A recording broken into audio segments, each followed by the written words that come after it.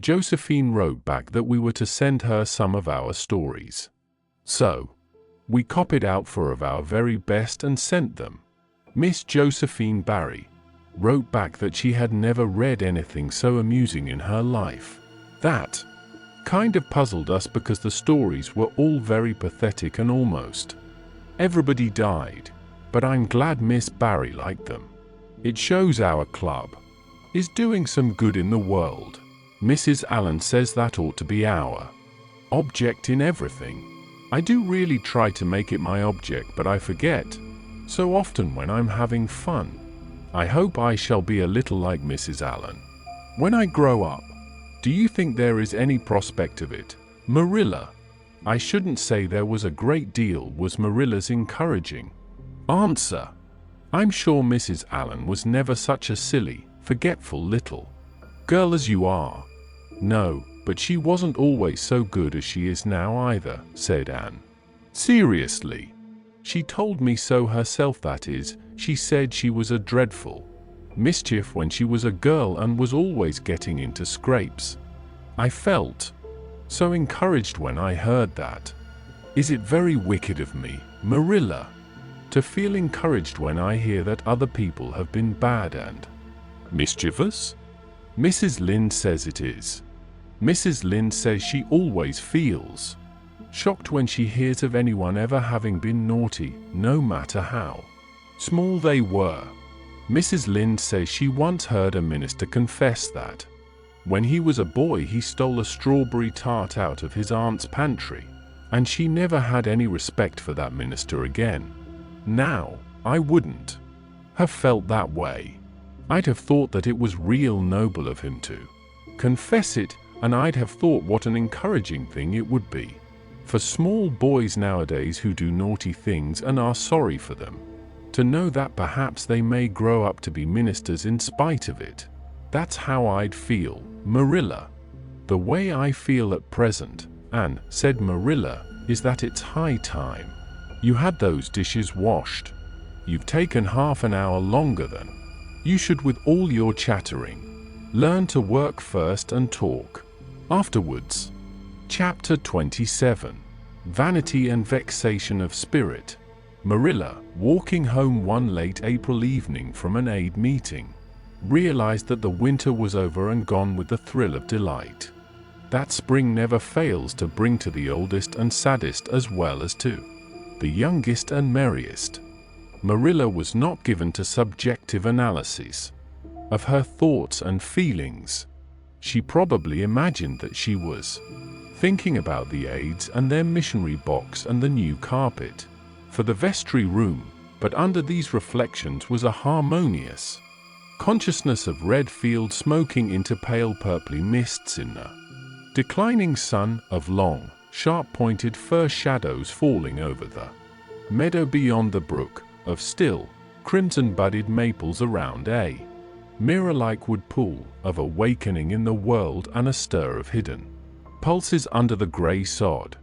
The spring was abroad in the land, and Marilla's sober, middle-aged step was lighter and swifter because of its deep, primal gladness. Her eyes dwelt affectionately on Green Gables, peering through its network of trees and reflecting the sunlight back from its windows in several little coruscations of glory.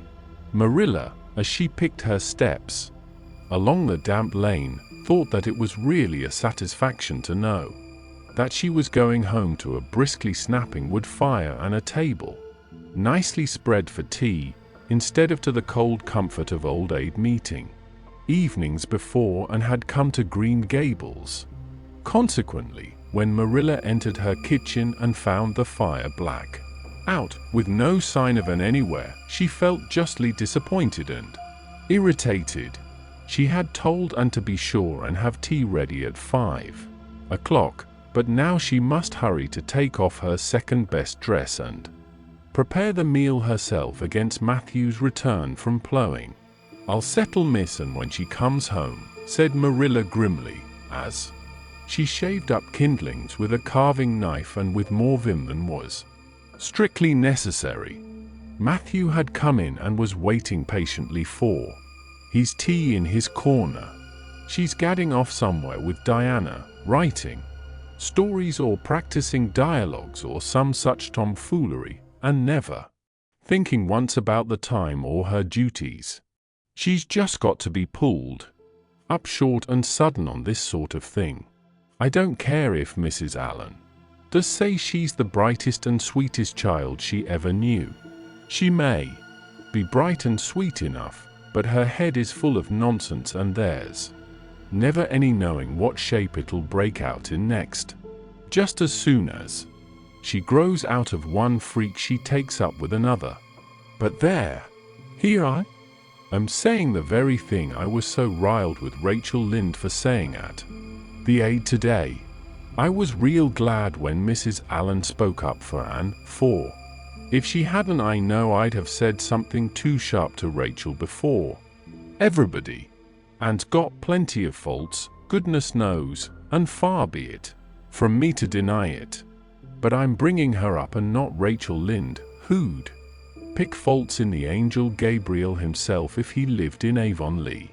Just the same, and has no business to leave the house like this when I told her she was to stay home this afternoon and look after things. I must say, with all her faults, I never found her disobedient or untrustworthy before, and I'm real sorry to find her so now. Well now, I dunno, said Matthew, who, being patient and wise and, above all, hungry, had deemed it best to let Marilla talk her wrath out unhindered, having learned by experience that she got through with whatever work was on hand much quicker if not delayed by untimely argument. Perhaps you're judging her too hasty, Marilla. Don't call her untrustworthy until you're sure she has disobeyed you. Meb it can all be explained. Anne's a great hand at explaining. She's not here when I told her to stay, retorted Marilla. I reckon she'll find it hard to explain _that_ to my satisfaction. Of course I knew you'd take her part, Matthew, but I'm bringing her up, not you. It was dark when supper was ready, and still no sign of Anne coming hurriedly over the log bridge or up Lover's Lane, breathless and repentant with a sense of neglected duties. Marilla washed and put away the dishes grimly. Then, wanting a candle to light her way down the cellar, she went up to the east gable for the one that generally stood on Anne's table. Lighting it, she turned around to see Anne herself lying on the bed, face downward among the pillows. Mercy on us, said astonished Marilla. Have you been asleep, Anne? No, was the muffled reply. Are you sick then? Demanded Marilla anxiously, going over to the bed. Anne cowered deeper into her pillows as if desirous of hiding herself forever from mortal eyes. No, but please, Marilla, go away and don't look at me. I'm in the depths of despair and I don't care who gets head in class or writes the best composition or sings in the Sunday school choir anymore. Little things like that are of no importance now because I don't suppose I'll ever be able to go anywhere again. My career is closed. Please, Marilla, go away and don't look at me. Did anyone ever hear the like? The mystified Marilla wanted to know. Anne Shirley, whatever is the matter with you? What have you done? Get right up this minute and tell me. This minute, I say.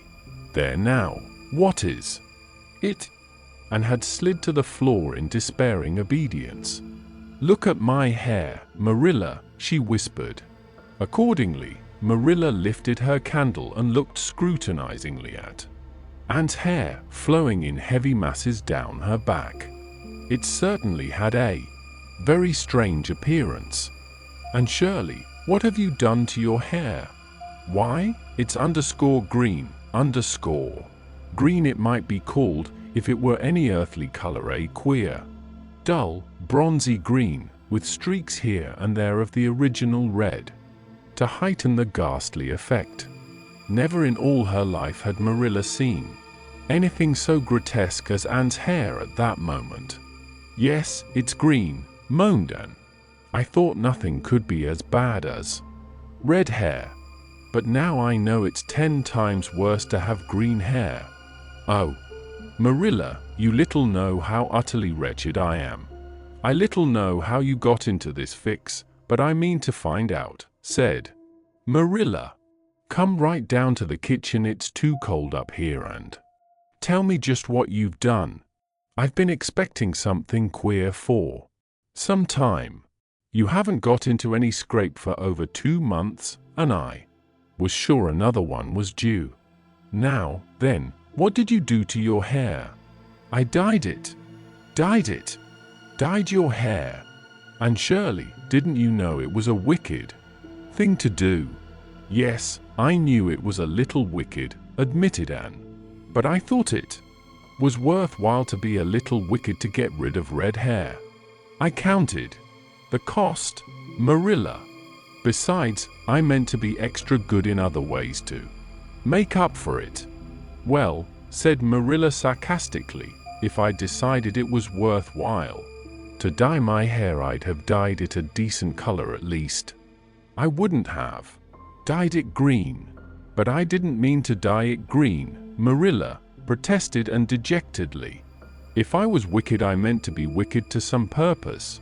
He said it would turn my hair a beautiful raven black. He positively assured me that it would." "How could I doubt his word, Marilla? I know what it feels like to have your word doubted. And Mrs. Allen says we should never suspect anyone of not telling us the truth unless we have proof that they're not. I have proof now. Green hair is proof enough for anybody. But I hadn't then, and I believed every word he said implicitly. "Who said? Who are you talking about?" "The peddler that was here this afternoon. I bought the dye from him. And Shirley, how often have I told you never to let one of those Italians in the house? I don't believe in encouraging them to come around at all." "Oh, I didn't let him in the house. I remembered what you told me, and I went out, carefully shut the door, and looked at his things on the step.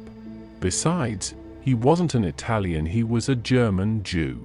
He had a big box full of very interesting things, and he told me he was working hard to make enough money to bring his wife and children out from Germany.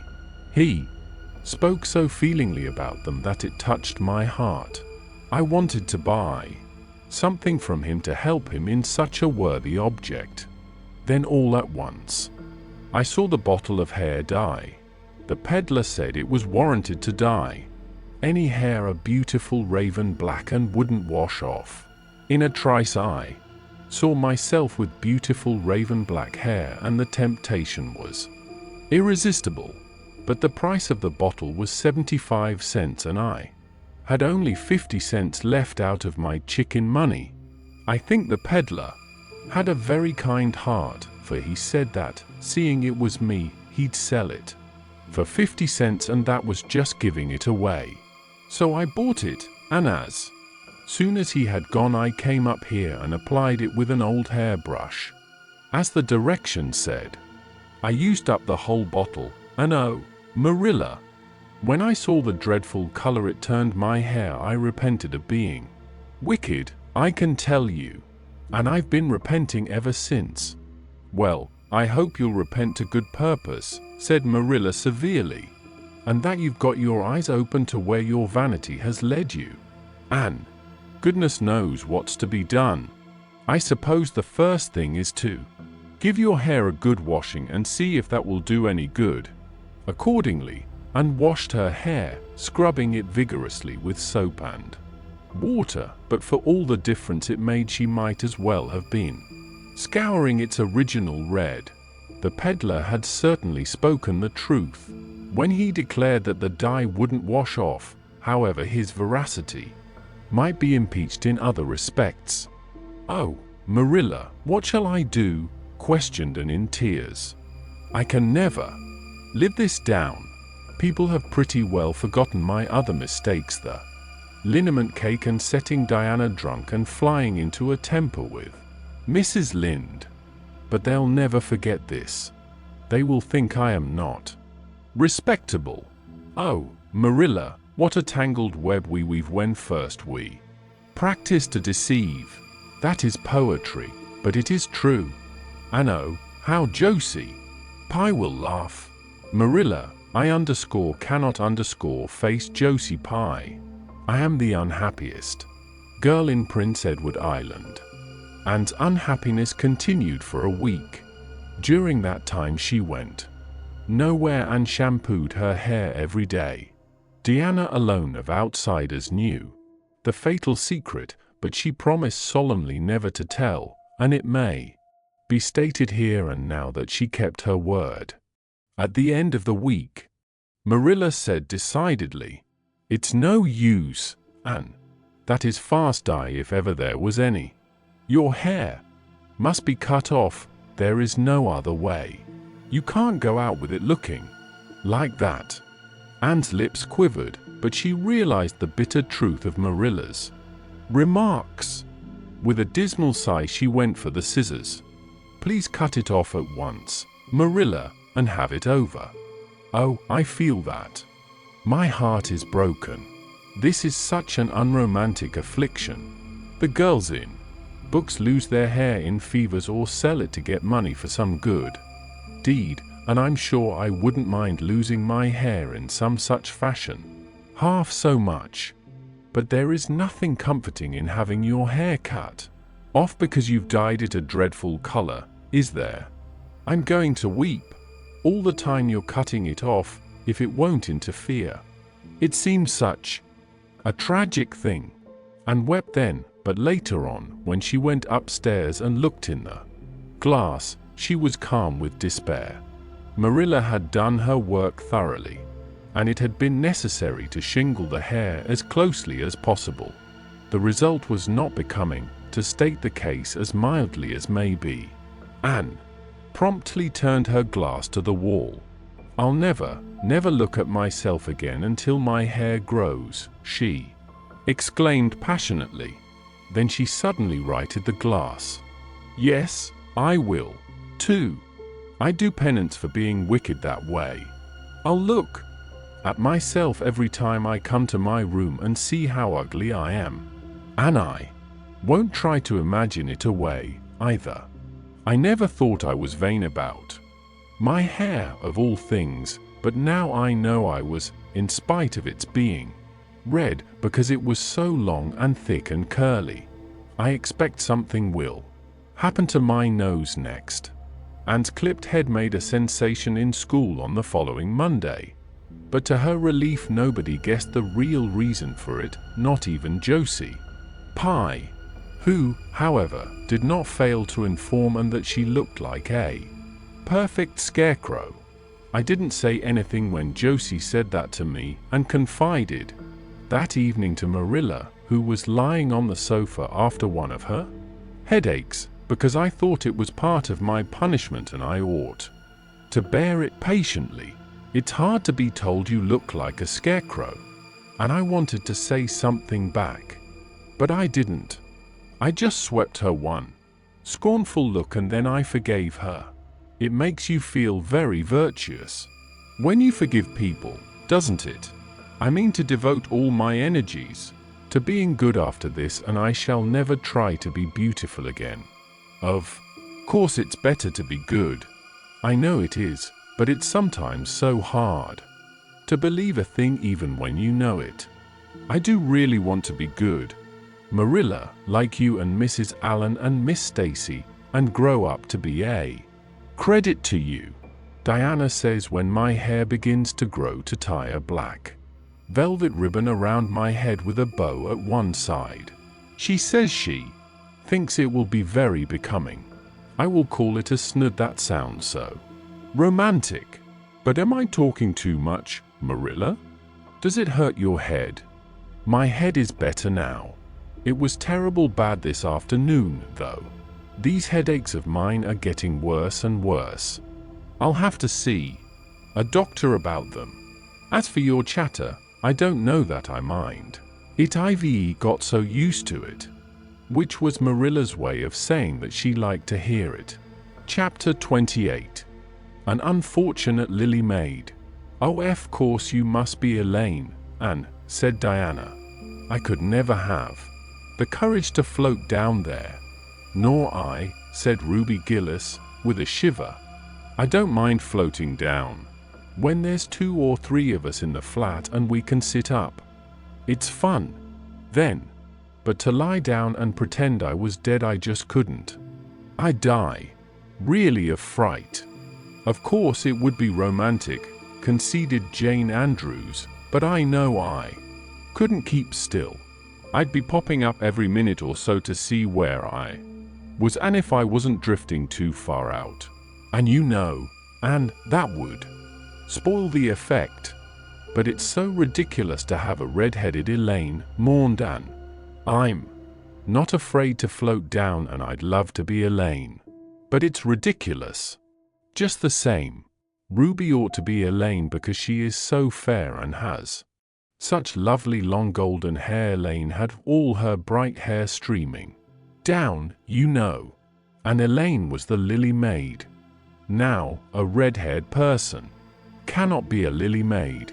"Your complexion is just as fair as Ruby's," said Diana earnestly, "and your hair is ever so much darker than it used to be before you cut it." "Oh, do you really think so?" exclaimed Anne, flushing sensitively with delight. "I've sometimes thought it was myself, but I never dared to ask anyone for fear she would tell me it wasn't."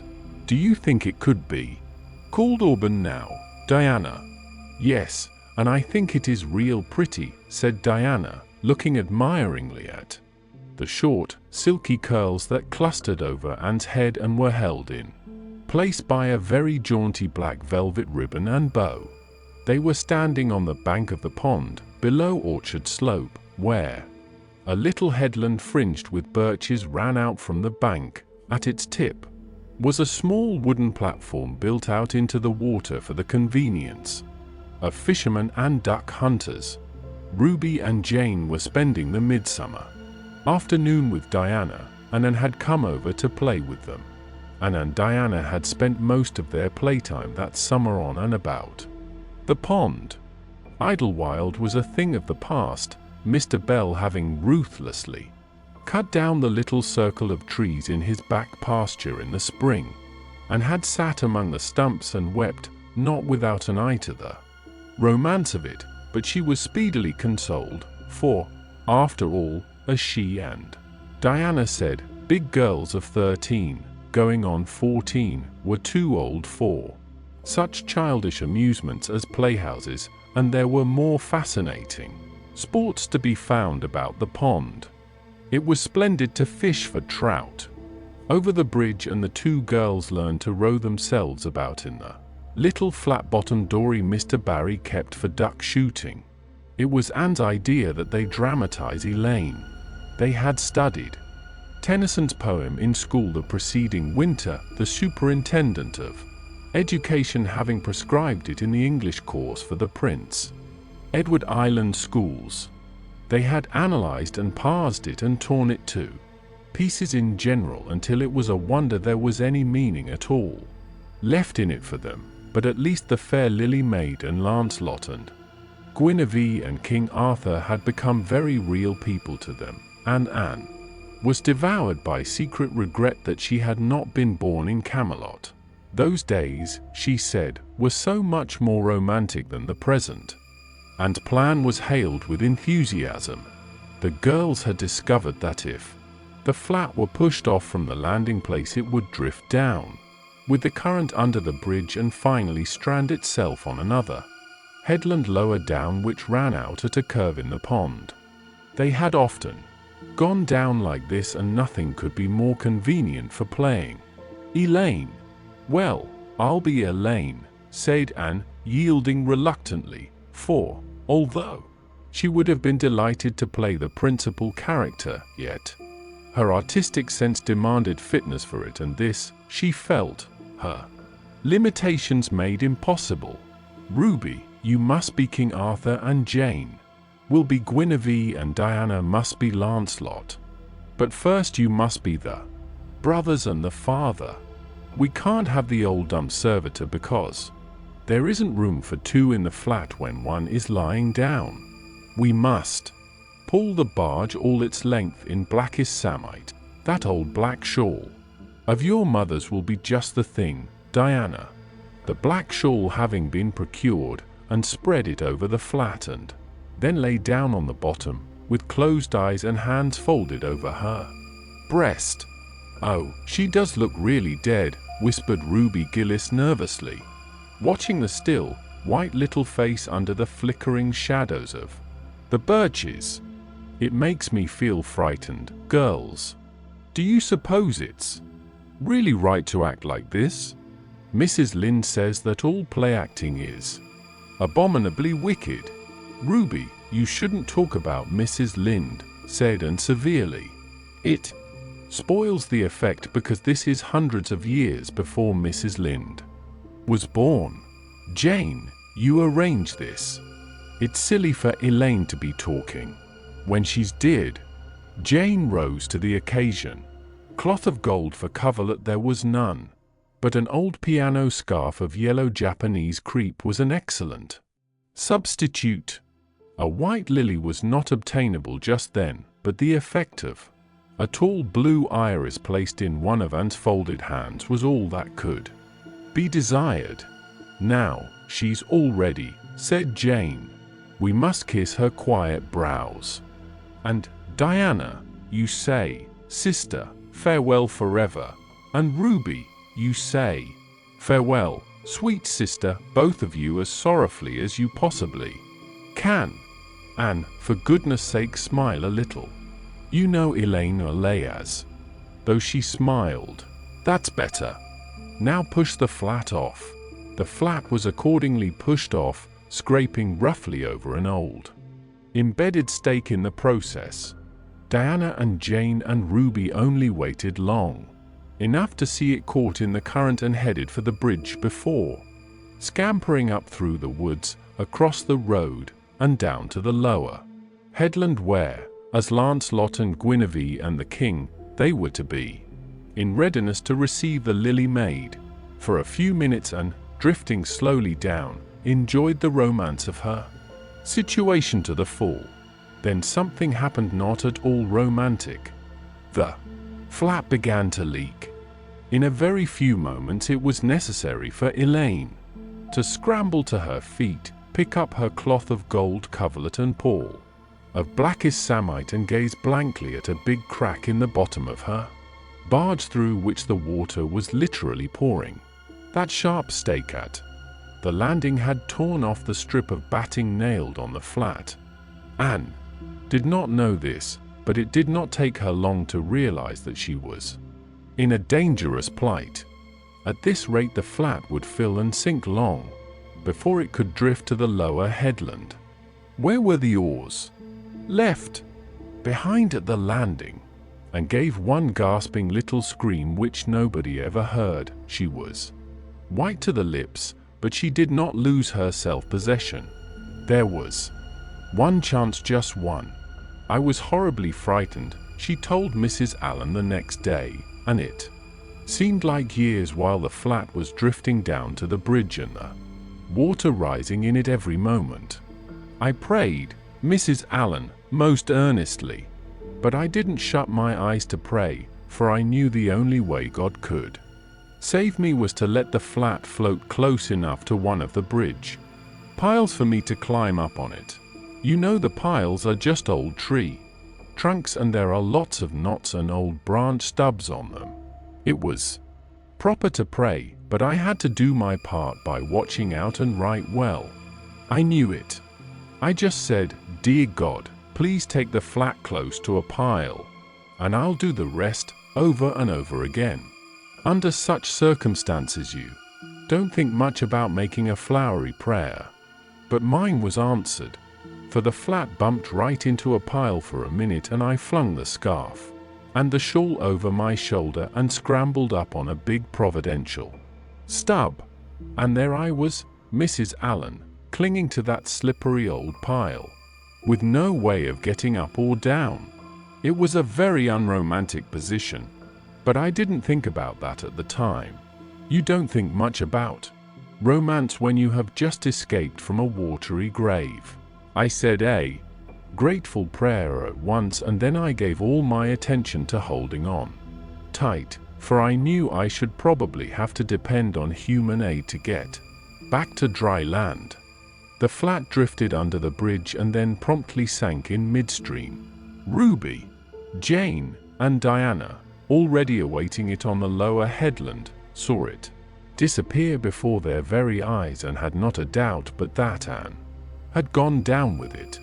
For a moment they stood still, white as sheets, frozen with horror at the tragedy, then, shrieking at the tops of their voices, they started on a frantic run up through the woods, never pausing as they crossed the main road to glance the way of the bridge.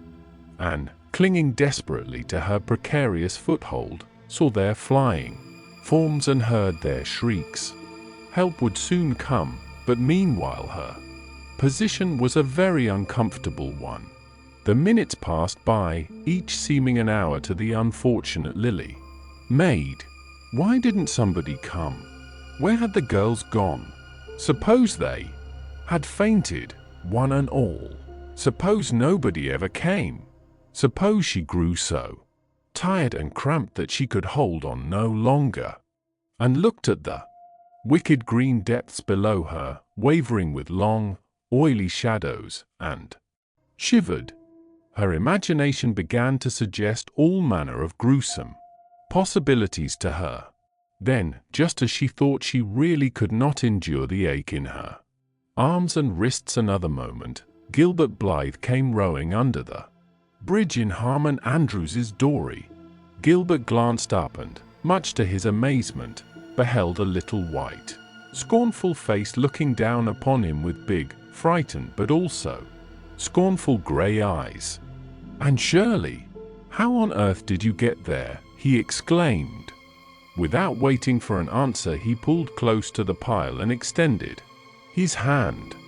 There was no help for it, and, clinging to Gilbert Blythe's hand, scrambled down into the dory, where she sat, drabbled and furious, in the stern with her arms full of dripping shawl and wet crepe. It was certainly extremely difficult to be dignified under the circumstances. "What has happened?" Anne asked Gilbert, taking up his oars. "We were playing Elaine," explained Anne frigidly, without even looking at her rescuer, "and I had to drift down to Camelot in the barge. I mean the flat. The flat began to leak and I climbed out on the pile. The girls went for help. Will you be kind enough to row me to the landing?" Gilbert obligingly rowed to the landing, and Anne, disdaining assistance, sprang nimbly on shore. "I'm very much obliged to you," she said haughtily as she turned away. But Gilbert had also sprung from the boat and now laid a detaining hand on her arm. "Anne," he said hurriedly, "look here. Can't we be good friends? I'm awfully sorry I made fun of your hair that time. I didn't mean to vex you, and I only meant it for a joke. Besides, it's so long ago. I think your hair is awfully pretty now, honest I do. Let's be friends." For a moment Anne hesitated. She had an odd, newly awakened consciousness under all her outraged dignity that the half-shy, half-eager expression in Gilbert's hazel eyes was something that was very good to see. Her heart gave a quick, queer little beat. But the bitterness of her old grievance promptly stiffened up her wavering determination. That scene of 2 years before flashed back into her recollection as vividly as if it had taken place yesterday. Gilbert had called her carrots and had brought about her disgrace before the whole school. Her resentment, which to other and older people might be as laughable as its cause, was in no whit allayed and softened by time. Seemingly, she hated Gilbert Blythe. She would never forgive him. "No," she said coldly, "I shall never be friends with you, Gilbert. Blythe, and I don't want to be. All right.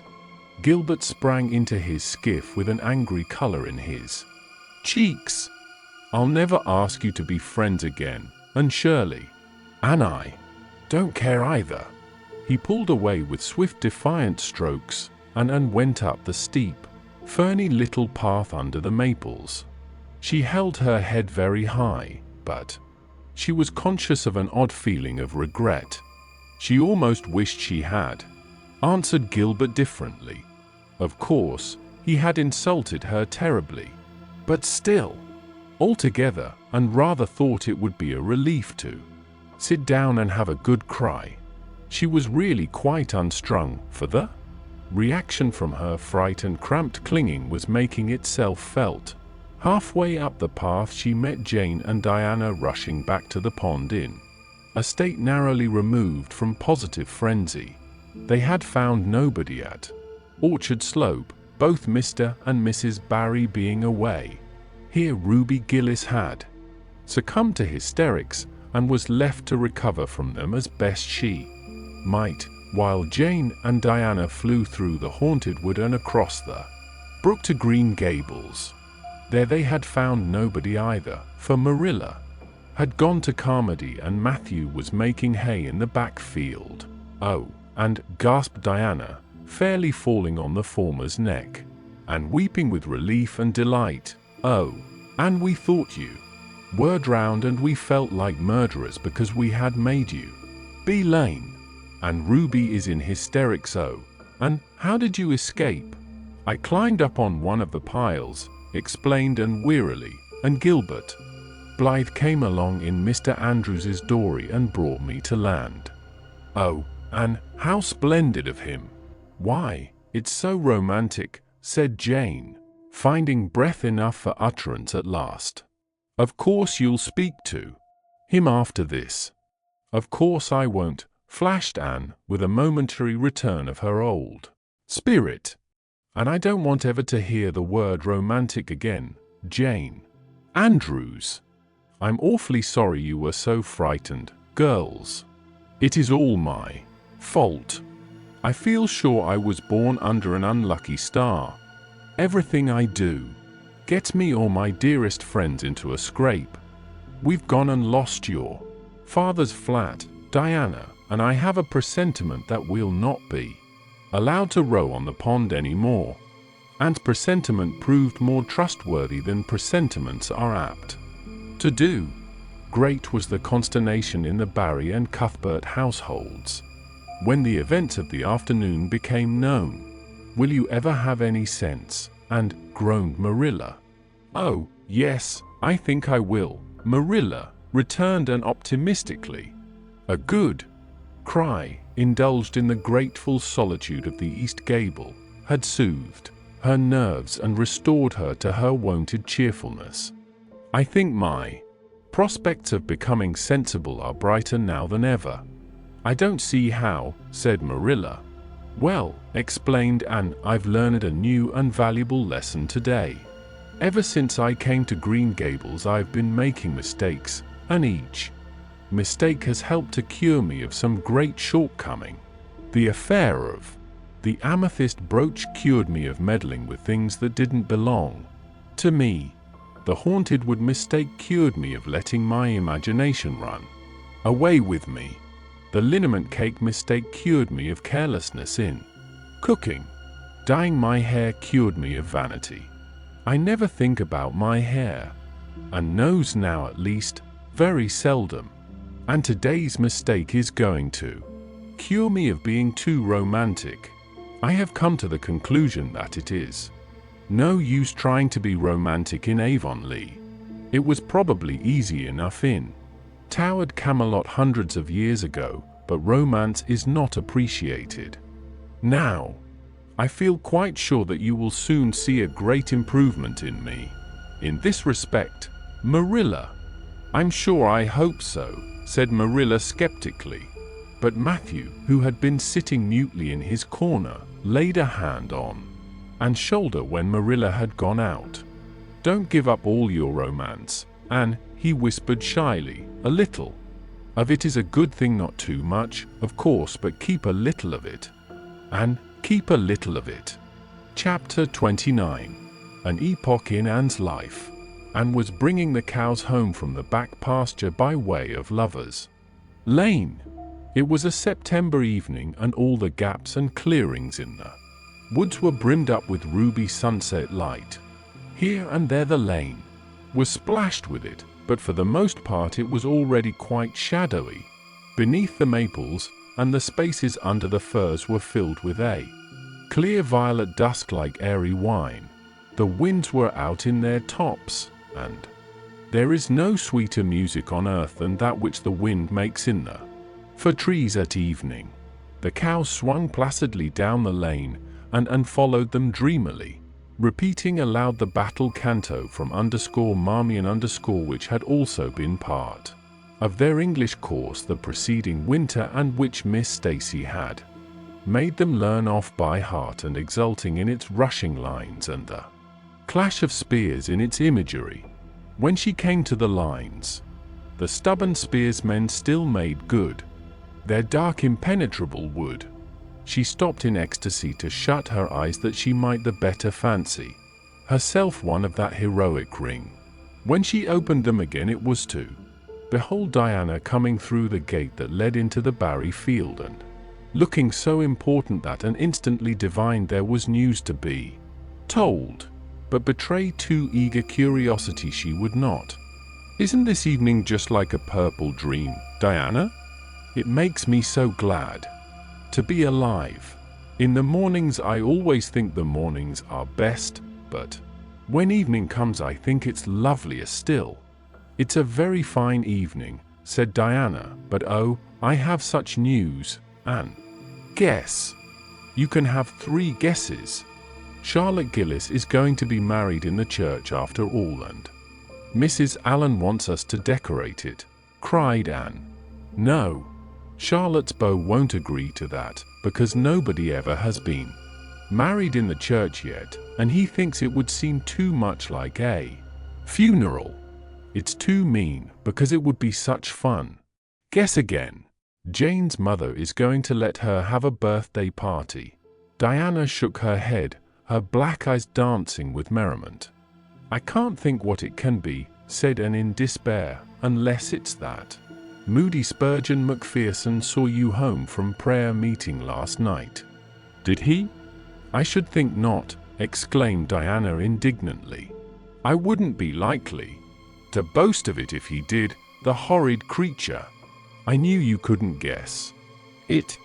Mother had a letter from Aunt Josephine today, and Aunt Josephine wants you and me to go to town next Tuesday and stop with her for the exhibition there."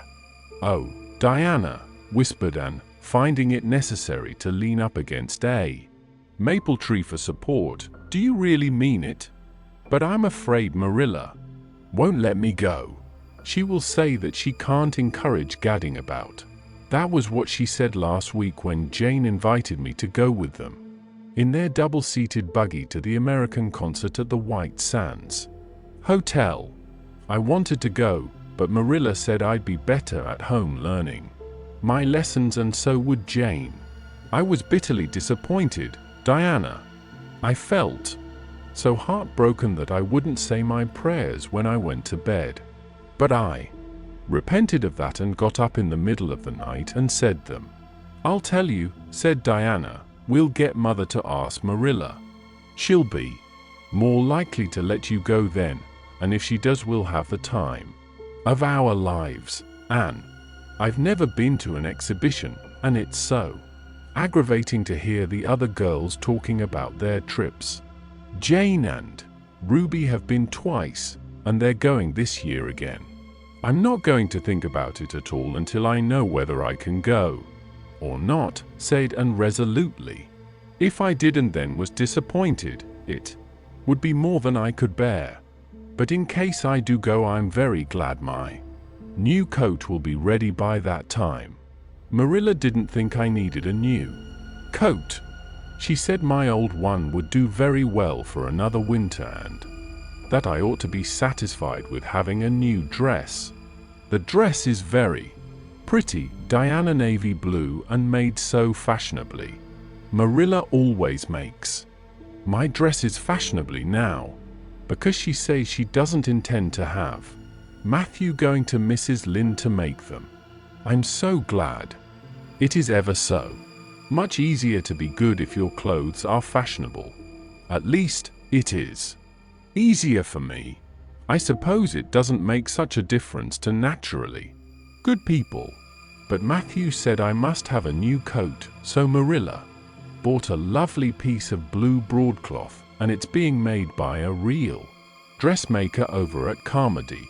It's to be done Saturday night, and I'm trying not to imagine myself walking up the church aisle on Sunday in my new suit and cap, because I'm afraid it isn't right to imagine such things. But it just slips into my mind in spite of me. My cap is so pretty. Matthew bought it for me the day we were over at Carmody. It is one of those little blue velvet ones that are all the rage, with gold cord and tassels. Your new hat is elegant, Diana, and so becoming. When I saw you come into church last Sunday, my heart swelled with pride to think you were my dearest friend. Do you suppose it's wrong for us to think so much about our clothes? Marilla says it is very sinful. But it is such an interesting subject, isn't it? Marilla agreed to let him go to town, and it was arranged that Mr. Barry should take the girls in on the following Tuesday. As Charlottetown was 30 miles away and Mr. Barry wished to go and return the same day, it was necessary to make a very early start. But Anne counted it all joy, and was up before sunrise on Tuesday morning. A glance from her window assured her that the day would be fine, for the eastern sky behind the firs of the haunted wood was all silvery and cloudless. Through the gap in the trees a light was shining in the western gable of Orchard Slope, a token that Diana was also up, and was dressed by the time Matthew had the fire on and had the breakfast ready when Marilla came down, but for her own part was much too excited to eat. After breakfast the jaunty new cap and jacket were donned, and Anne hastened over the brook and up through the firs to Orchard Slope. Mr. Barry and Diana were waiting for her, and they were soon on the road. It was a long drive, but Anne and Diana enjoyed every minute of it. It was delightful to rattle along over the moist roads in the early red sunlight that was creeping across the shorn harvest fields. The air was fresh and crisp, and little smoke blue mists curled through the valleys and floated off from the hills. Sometimes the road went through woods where maples were beginning to hang out scarlet banners. Sometimes it crossed rivers on bridges that made Anne's flesh cringe with the old half-delightful fear. Sometimes it wound along a harbor shore and passed by a little cluster of weather-grey fishing huts. Again it mounted to hills whence a far sweep of curving upland or misty blue sky could be seen, but wherever it went there was much of interest to discuss. It was almost noon when they reached town and found their way to Beechwood. It was quite a fine old mansion, set back from the street in a seclusion of green elms and branching beeches. Miss Barry met them at the door, with a twinkle in her sharp black eyes. "So you've come to see me at last, you Anne girl," she said. "Mercy, child, how you have grown! You're taller than I am, I declare. And you're ever so much better looking than you used to be, too. But I dare say you know that without being told." "Indeed I didn't," said Anne radiantly. "I know I'm not so freckled as I used to be, so I've much to be thankful for, but I really hadn't dared to hope there was any other improvement. I'm so glad you think there is." Miss Barry's house was furnished with great magnificence. As Anne told Marilla afterward, the two little country girls were rather abashed by the splendor of the parlor where Miss Barry left them when She went to see about dinner. Isn't it just like a palace? Whispered Diana. I never was in Aunt Josephine's house before, and I'd no idea it was so grand.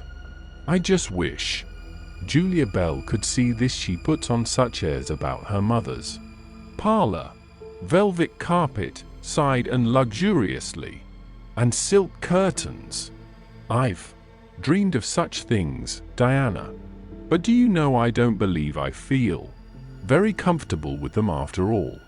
There are so many things in this room, and also splendid that there is no scope for imagination. That is one consolation when you are poor. There are so many more things you can imagine about. Their sojourn in town was something that Anne and Diana dated from 4 years. From first to last it was crowded with delights.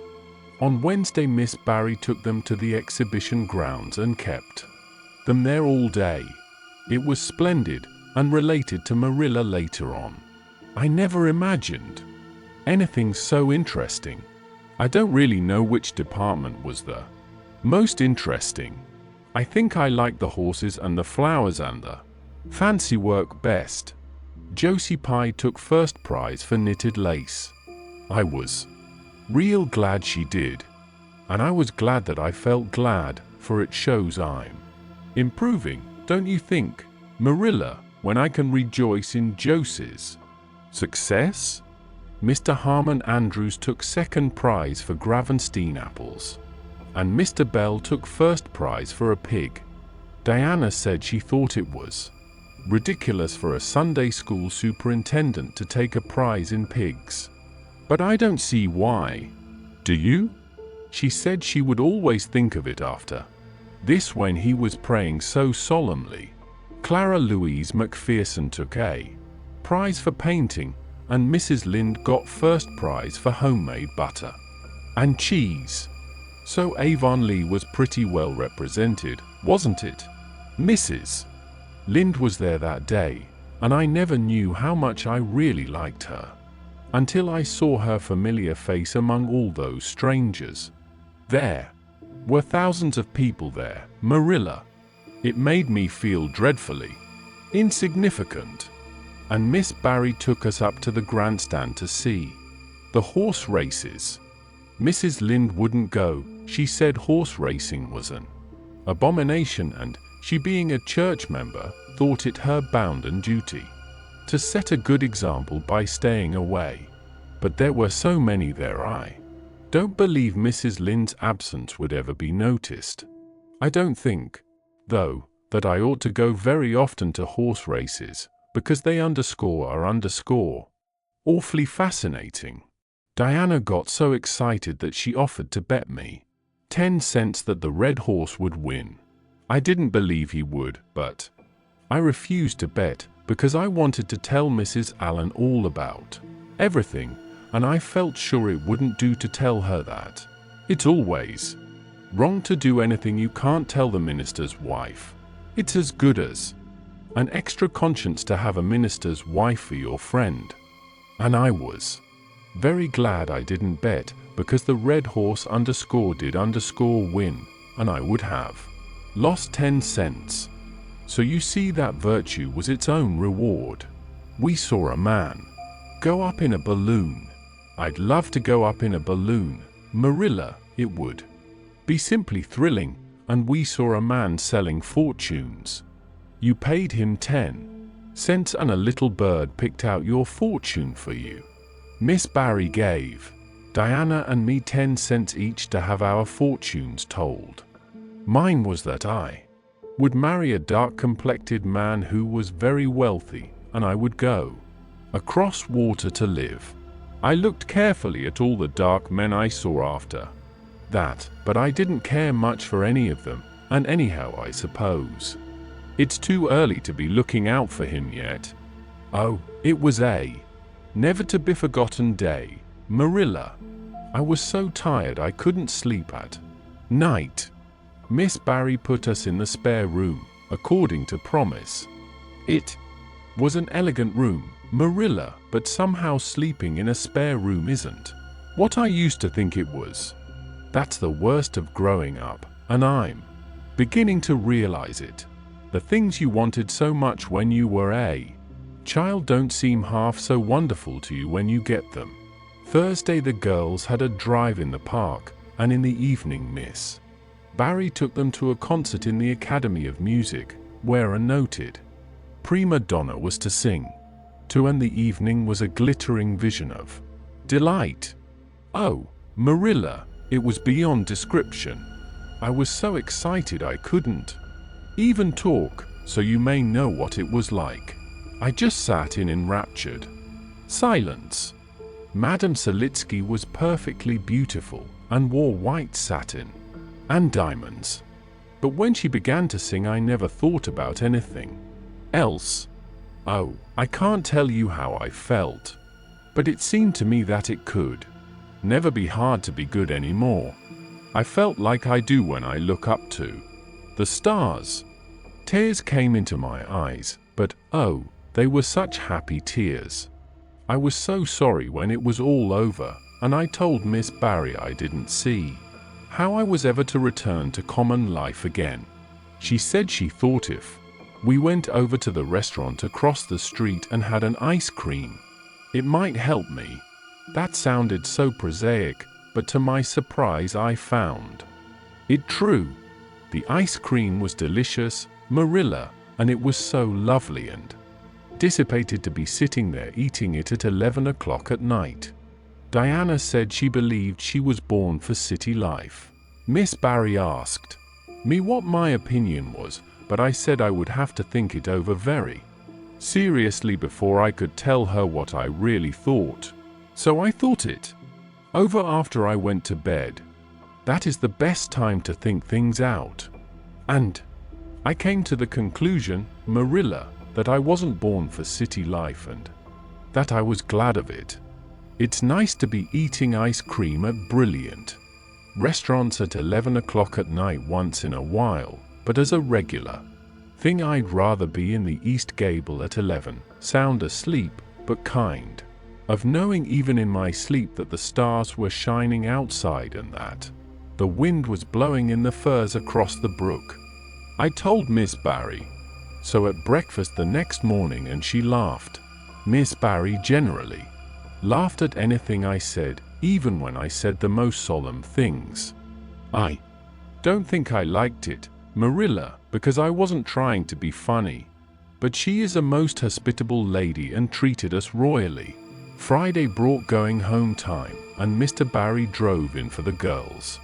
Well, I hope you've enjoyed yourselves, said Miss Barry, as she bade them goodbye. Indeed we have, said Diana. And you, Anne girl? I've enjoyed every minute of the time, said Anne, throwing her arms impulsively about the old woman's neck and kissing her wrinkled cheek. Diana would never have dared to do such a thing and felt rather aghast at Anne's freedom. But Miss Barry was pleased, and she stood on her veranda and watched the buggy out of sight. Then she went back into her big house with a sigh. It seemed very lonely, lacking those fresh young lives. Miss Barry was a rather selfish old lady, if the truth must be told, and had never cared much for anybody but herself. She valued people only as they were of service to her or amused her, and had amused her, and consequently stood high in the old lady's good graces. But Miss Barry found herself thinking less about Anne's quaint speeches than of her fresh enthusiasms, her transparent emotions, her little winning ways, and the sweetness of her eyes and lips. I thought Marilla Cuthbert was an old fool when I heard she'd adopted a girl out of an orphan asylum, she said to herself, but I guess she didn't make much of a mistake after all. If I'd a child like Anne in the house all the time, I'd be a better and happier woman. Anne and Diana found the drive home as pleasant as the drive in, pleasanter, indeed, since there was the delightful consciousness of home waiting at the end of it. It was sunset when they passed through White Sands and turned into the shore road. Beyond, the Avonlea hills came out darkly against the saffron sky. Behind them the moon was rising, out of the sea that grew all radiant and transfigured in her light. Every little cove along the curving road was a marvel of dancing ripples. The waves broke with a soft swish on the rocks below them, and the tang of the sea was in the strong, fresh air. "Oh, but it's good to be alive and to be going home," breathed Anne. When she crossed the log bridge over the brook, the kitchen light of Green Gables winked her a friendly welcome back, and through the open door shone the hearth fire, sending out its warm red glow athwart the chilly autumn night, and ran blithely up the hill and into the kitchen, where a hot supper was waiting on the table. "So you've got back," said Marilla, folding up her knitting. "Yes. And oh, it's so good to be back," said Anne joyously. "I could kiss everything, even to the clock." "Marilla, a broiled chicken? You don't mean to say you cooked that for me?" "Yes, I did," said Marilla. "I thought you'd be hungry after such a drive and need something real appetizing. Hurry and take off your things, and we'll have supper as soon as Matthew comes in. I'm glad you've got back, I must say. It's been fearful lonesome here without you, and I never put in 4 longer days." After supper and sat before the fire between Matthew and Marilla, and gave them a full account of her visit. "I've had a splendid time," she concluded happily, "and I feel that it marks an epoch in my life. But the best of it all was the coming home." Chapter 30. The Queen's class is organized. Marilla laid her knitting on her lap and leaned back in her chair. Her eyes were tired, and she thought vaguely that she must see about having her glasses changed the next time she went to town, for her eyes had grown tired very often of late. It was nearly dark, for the full November twilight had fallen around Green Gables, and the only light in the kitchen came from the dancing red flames in the stove. Anne was curled up Turk fashion on the hearthrug, gazing into that joyous glow where the sunshine of 100 summers was being distilled from the maple cordwood. She had been reading, but her book had slipped to the floor, and now she was dreaming, with a smile on her parted lips. Glittering castles in Spain were shaping themselves out of the mists, and rainbows of her lively fancy, adventures wonderful and enthralling, were happening to her in cloudland adventures that always turned out triumphantly and never involved her in scrapes like those of actual life. Marilla looked at her with a tenderness that would never have been suffered to reveal itself in any clearer light than that soft mingling of fireshine and shadow, the lesson of a love that should display itself easily in spoken word and open look was one Marilla could never learn.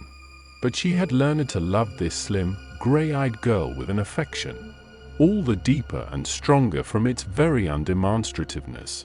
Her love made her afraid of being unduly indulgent. Indeed, she had an uneasy feeling that it was rather sinful to set one's heart so intensely on any human creature as she had set hers on Anne, and perhaps she performed a sort of unconscious penance for this by being stricter and more critical than if the girl had been less dear to her. Certainly Anne herself had no idea how Marilla loved her. She sometimes thought wistfully that Marilla was very hard to please and distinctly lacking in sympathy and understanding, but she always checked the thought reproachfully, remembering what she owed to Marilla. "Anne," said Marilla abruptly, "Miss Stacy was here this afternoon when you were out with Diana, and came back from her other world with a start and a sigh." "Was she? Oh, I'm so sorry I wasn't in. Why didn't you call me, Marilla?" "Diana and I were only over in the haunted wood. It's lovely in the woods now. All the littlewood things, the ferns and the satin leaves and the crackerberries have gone to sleep, just as if somebody had tucked them away until spring under a blanket of leaves. I think it was a little grey fairy with a rainbow scarf that came tiptoeing along the last moonlight night and did it. Diana wouldn't say much about that, though.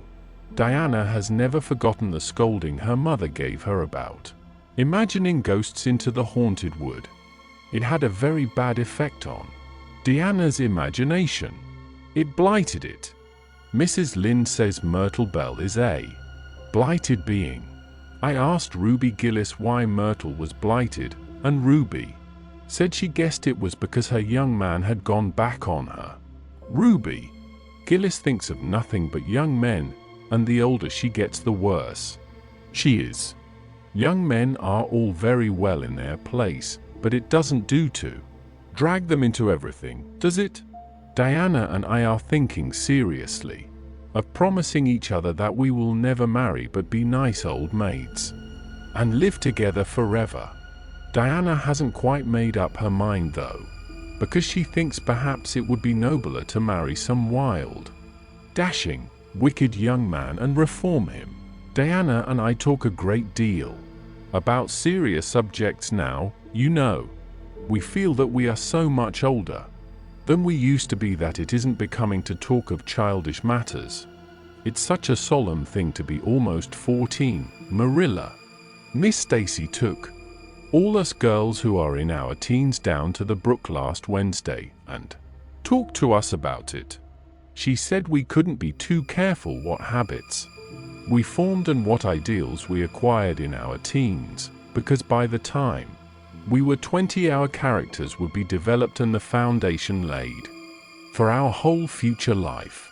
And she said if the foundation was shaky we could never build anything really worthwhile on it. Diana and I talked the matter over coming home from school. We felt extremely solemn, Marilla, and we decided that we would try to be very careful indeed and form respectable habits and learn all we could and be as sensible as possible, so that by the time we were 20 our characters would be properly developed. It's perfectly appalling to think of being 20, Marilla. It sounds so fearfully old and grown up. But why was Miss Stacy here this afternoon? That is what I want to tell you, and if you'll ever give me a chance to get a word in edgewise. She was talking about you, about me, and looked rather scared. Then she flushed and exclaimed, "Oh, I know what she was saying. I meant to tell you, Marilla, honestly. I did, but I forgot. Miss Stacy caught me reading Ben-Hur in school yesterday afternoon when I should have been studying my Canadian history. Jane Andrews lent it to me.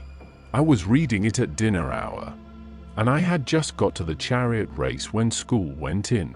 I was simply wild to know how it turned out, although I felt sure Ben-Hur must win, because it wouldn't be poetical justice if he didn't. So I spread the history open on my desk lid and then tucked Ben-Hur between the desk and my knee. I just looked as if I were studying Canadian history, you know, while all the while I was reveling in Ben-Hur. I was so interested in it that I never noticed Miss Stacy coming down the aisle until all that.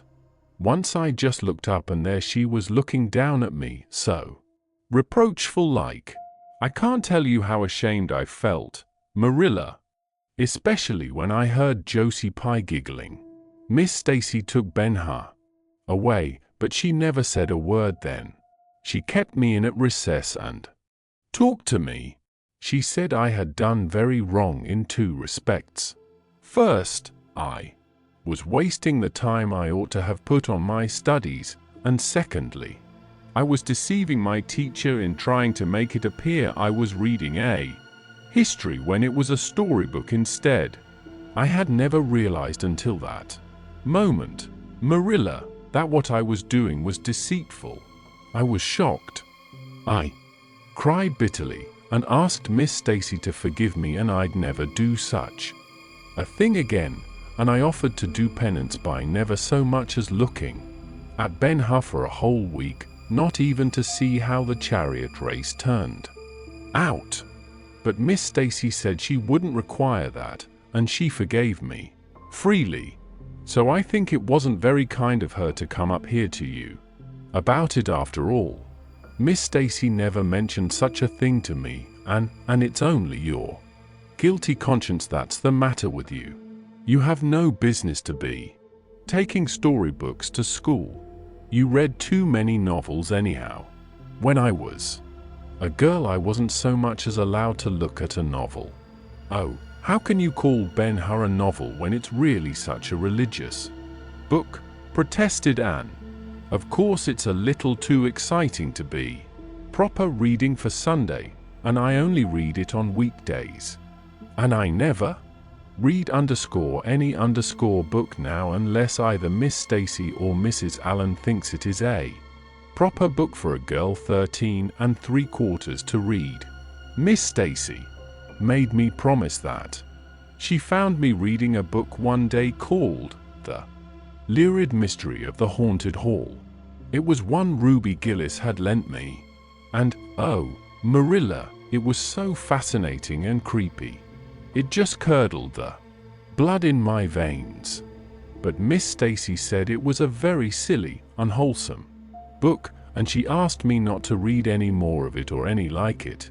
I didn't mind promising not to read any more like it, but it was agonizing to give back that book without knowing how it turned out. But my love for Miss Stacy stood the test, and I did. It's really wonderful, Marilla, what you can do when you're truly anxious to please a certain person. Well, I guess I'll light the lamp and get to work, said Marilla. I see plainly that you don't want to hear what Miss Stacy had to say. You're more interested in the sound of your own tongue than in anything else. Oh, indeed, Marilla, I do want to hear it, cried Anne contritely. I won't say another word, not one. I know I talk too much, but I am really trying to overcome it, and although I say far too much, yet if you only knew how many things I want to say and don't, you'd give me some credit for it. Please tell me, Marilla. Well, Miss Stacy wants to organize a class among her advanced students who mean to study for the entrance examination into Queen's. She intends to give them extra lessons for an hour after school, and she came to ask Matthew and me if we would like to have you join it. What do you think about it yourself, Anne? Would you like to go to Queen's and pass for a teacher? Oh, Marilla, and straightened to her knees and clasped her hands. It's been the dream of my life, that is, for the last 6 months, ever since Ruby and Jane began to talk of studying for the entrance. But I didn't say anything about it, because I supposed it would be perfectly useless. I'd love to be a teacher, but won't it be dreadfully expensive? Mr. Andrews says it cost him $150 to put Prissy through, and Prissy wasn't a dunce in geometry. I guess you needn't worry about that part of it. When Matthew and I took you to bring up, we resolved we would do the best we could for you and give you a good education. I believe in a girl being fitted to earn her own living whether she ever has to or not. You'll always have a home at Green Gables as long as Matthew and I are here, but nobody knows what is going to happen in this uncertain world, and it's just as well to be prepared. So you can join the Queen's class if you like, Anne. Oh, Marilla, thank you. And flung her arms about Marilla's waist and looked up earnestly into her face. I'm extremely grateful to you and Matthew, and I'll study as hard as I can and do my very best to be a credit to you. I warn you not to expect much in geometry, but I think I can hold my own in anything else if I work hard. I dare say you'll get along well enough. Miss Stacy says you are bright and diligent. Not for worlds would Marilla have told and just what Miss Stacy had said about her. That would have been to pamper vanity. You needn't rush to any extreme of killing yourself over your books. There is no hurry. You won't be ready to try the entrance for a year and a half yet. But it's well to begin in time and be thoroughly grounded. Miss Stacy says, "I shall take more interest than ever in my studies now," said Anne, blissfully, "because I have a purpose in life." Mr. Allen says everybody should have a purpose in life and pursue it faithfully. Only, he says, we must first make sure that it is a worthy purpose. I would call it a worthy purpose to want to be a teacher like Miss Stacy, wouldn't you, Marilla? I think it's a very noble profession. The Queen's class was organized in due time. Gilbert Blythe, Anne Shirley, Ruby Gillis, Jane Andrews, Josie Pye, Charlie Sloane, and Moody Spurgeon McPherson joined it. Diana Barry did not, as her parents did not intend to send her to Queen's. This seemed nothing short of a calamity to Anne. Never, since the night on which Minnie May had had the croup, had she and Diana been separated in anything. On the evening when the Queen's class first remained in school for the extra lessons and saw Diana go slowly out with the others to walk home alone through the birch path and violet vale, it was all the former could do to keep her seat and refrain from rushing impulsively after her chum. A lump came into her throat, and she hastily retired behind the pages of her uplifted Latin grammar to hide the tears in her eyes. Not for worlds wouldn't have had Gilbert Blythe or Josie Pye see those tears. But oh, Marilla, I really felt that I had tasted the bitterness of death, as Mr. Allen said in his sermon last Sunday, when I saw Diana go out alone. She said mournfully that night, "I thought how splendid it would have been if Diana had only been going to study for the entrance, too. But we can't have things perfect in this imperfect world, as Mrs. Lynde says. Mrs. Lynde isn't exactly a comforting person sometimes. But there's no doubt she says a great many very true things. And I think the Queen's class is going to be extremely interesting. Jane and Ruby are just going to study to be teachers. That is the height of their ambition. Ruby says she will only teach for 2 years after she gets through, and then she intends to be married. Jane says she will devote her whole life to teaching and never marry, because you are paid a salary for teaching, but a husband won't pay you anything, and growls if you ask for a share in the egg and butter money. I expect Jane speaks from mournful experience, for Mrs. Lynde says that her father is a perfect old crank and meaner than second skimmings. Josie Pye says she is just going to college for education's sake, because she won't have to earn her own living. She says of course it is different with orphans who are living on charity _they have to hustle. Moody Spurgeon is going to be a minister. Mrs. Lynde says he couldn't be anything else with a name like that to live up to. I hope it isn't wicked of me, Marilla, but really the thought of Moody Spurgeon being a minister makes me laugh. He's such a funny-looking boy with that big fat face, and his little blue eyes, and his ears sticking out like flaps. But perhaps he will be more intellectual-looking when he grows up. Charlie Sloane says he's going to go into politics and be a member of Parliament, but Mrs. Lynde says he'll never succeed at that because the Sloanes are all honest people, and it's only rascals that get on in politics nowadays. What is Gilbert Blythe going to be? Queried Marilla, seeing that Anne was opening her Caesar. I don't happen to know what Gilbert Blythe's ambition in life is, if he has any, said Anne scornfully. There was open rivalry between Gilbert and Anne now.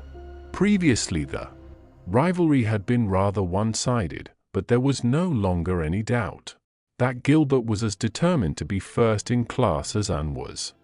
He was a foeman worthy of her steel.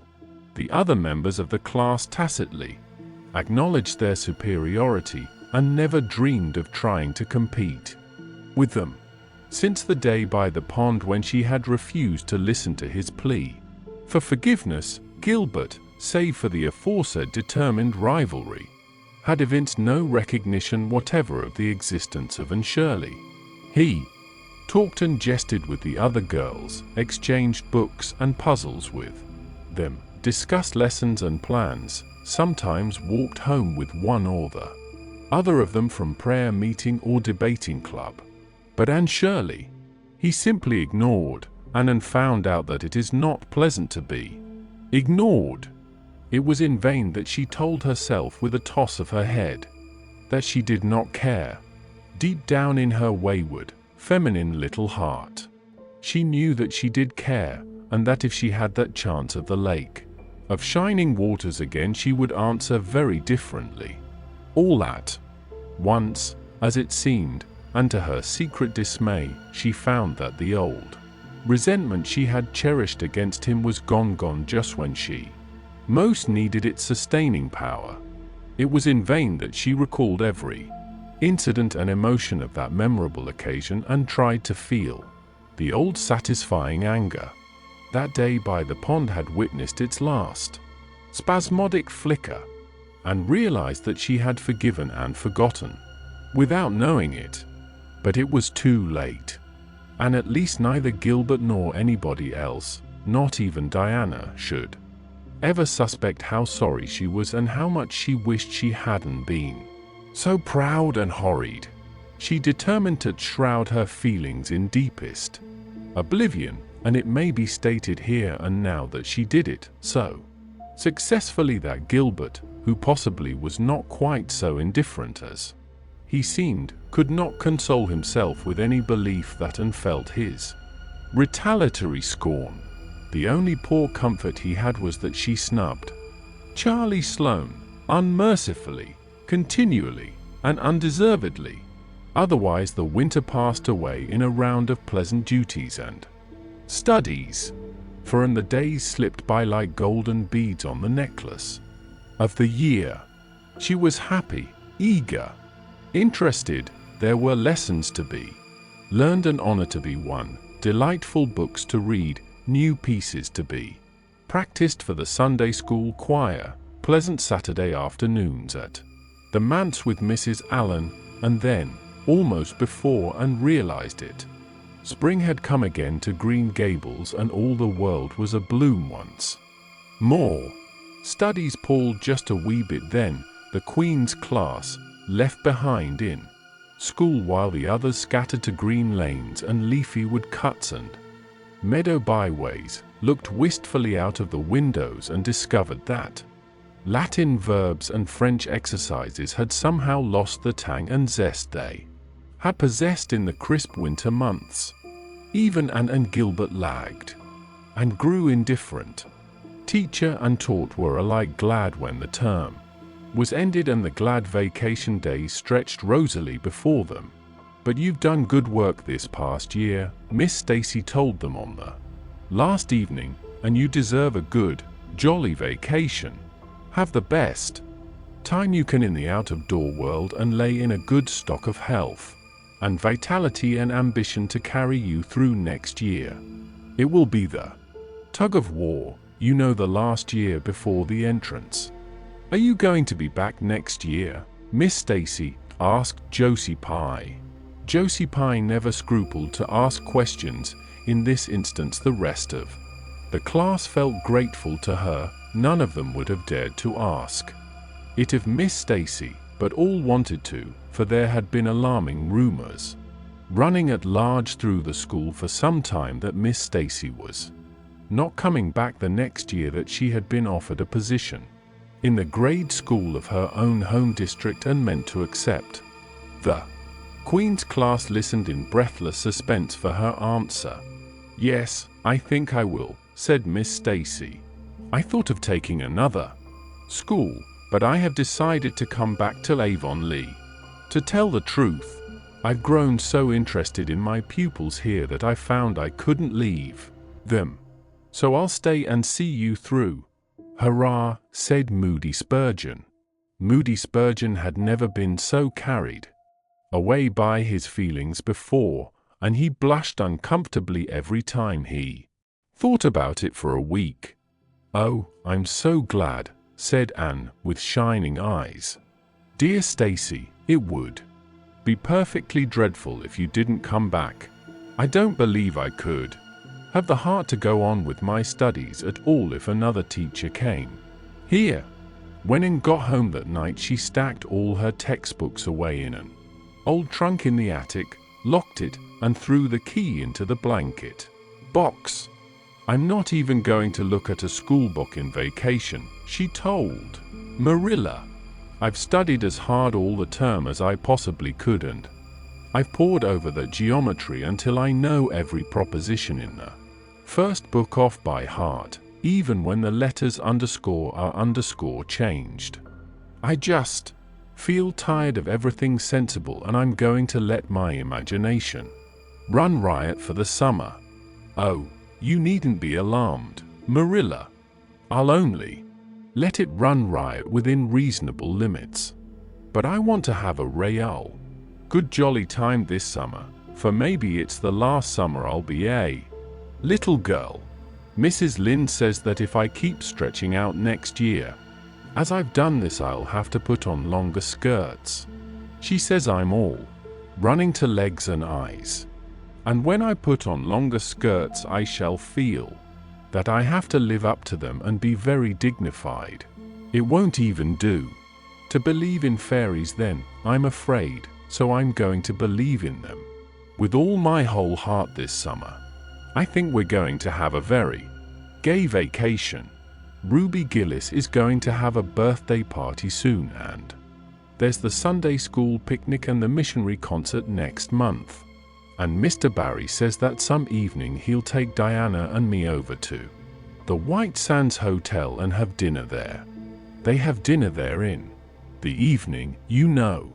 Jane Andrews was over once last summer, and she says it was a dazzling sight to see the electric lights and the flowers, and all the lady guests in such beautiful dresses. Jane says it was her first glimpse into high life, and she'll never forget it to her dying day. Mrs. Lynde came up the next afternoon to find out why Marilla had not been at the aid meeting on Thursday. When Marilla was not at aid meeting, people knew there was something wrong at Green Gables. Matthew had a bad spell with his heart Thursday, Marilla explained, and I didn't feel like leaving him. Oh, yes, he's all right again now, but he takes them spells oftener than he used to, and I'm anxious about him. The doctor says he must be careful to avoid excitement. That's easy enough, for Matthew doesn't go about looking for excitement by any means, and never did, but he's not to do any very heavy work either, and you might as well tell Matthew not to breathe as not to work. Come and lay off your things, Rachel. You'll stay to tea. Well, seeing you're so pressing, perhaps I might as well stay, said Mrs. Rachel, who had not the slightest intention of doing anything else. Mrs. Rachel and Marilla sat comfortably in the parlor while Anne got the tea and made hot biscuits that were light and white enough to defy even Mrs. Rachel's criticism. I must say Anne has turned out a real smart girl, admitted Mrs. Rachel, as Marilla accompanied her to the end of the lane at sunset. She must be a great help to you. She is, said Marilla, and she's real steady and reliable now. I used to be afraid she'd never get over her featherbrained ways, but she has. And I wouldn't be afraid to trust her in anything now. I never would have thought she'd have turned out so well that first day. I was here 3 years ago, said Mrs. Rachel. Lawful heart, shall I ever forget that tantrum of hers? When I went home that night, I says to Thomas, says I, mark my words, Thomas, Marilla Cuthbert tell I'll live to rue the step she's took. But I was mistaken, and I'm real glad of it. I Ain't one of those kind of people, Marilla, as can never be brought to own up that they've made a mistake. No, that never was my way, thank goodness. I did make a mistake in judging Anne, but it weren't no wonder, for an odder, unexpected a witch of a child there never was in this world, that's what. There was no ciphering her out by the rules. That worked with other children. It's nothing short of wonderful how she's improved these 3 years, but especially in looks. She's a real pretty girl got to be, though I can't say I'm overly partial to that pale, big-eyed style myself. I like more snap and color, like Diana. Barry has all Ruby Gillis. Ruby Gillis's looks are real showy. But somehow I don't know how it is, but when Anne and them are together, though she ain't half as handsome, she makes them look kind of common. And overdone something like them white June lilies she calls narcissus. Alongside of the big, red peonies, that's what. Chapter 31. Where the brook and river meet. Anne had her good summer and enjoyed it wholeheartedly. She and Diana fairly lived outdoors, reveling in all the delights that Lover's Lane and the Dryads Bubble and Willowmere and Victoria Island afforded. Marilla offered no objections to Anne's gypsyings.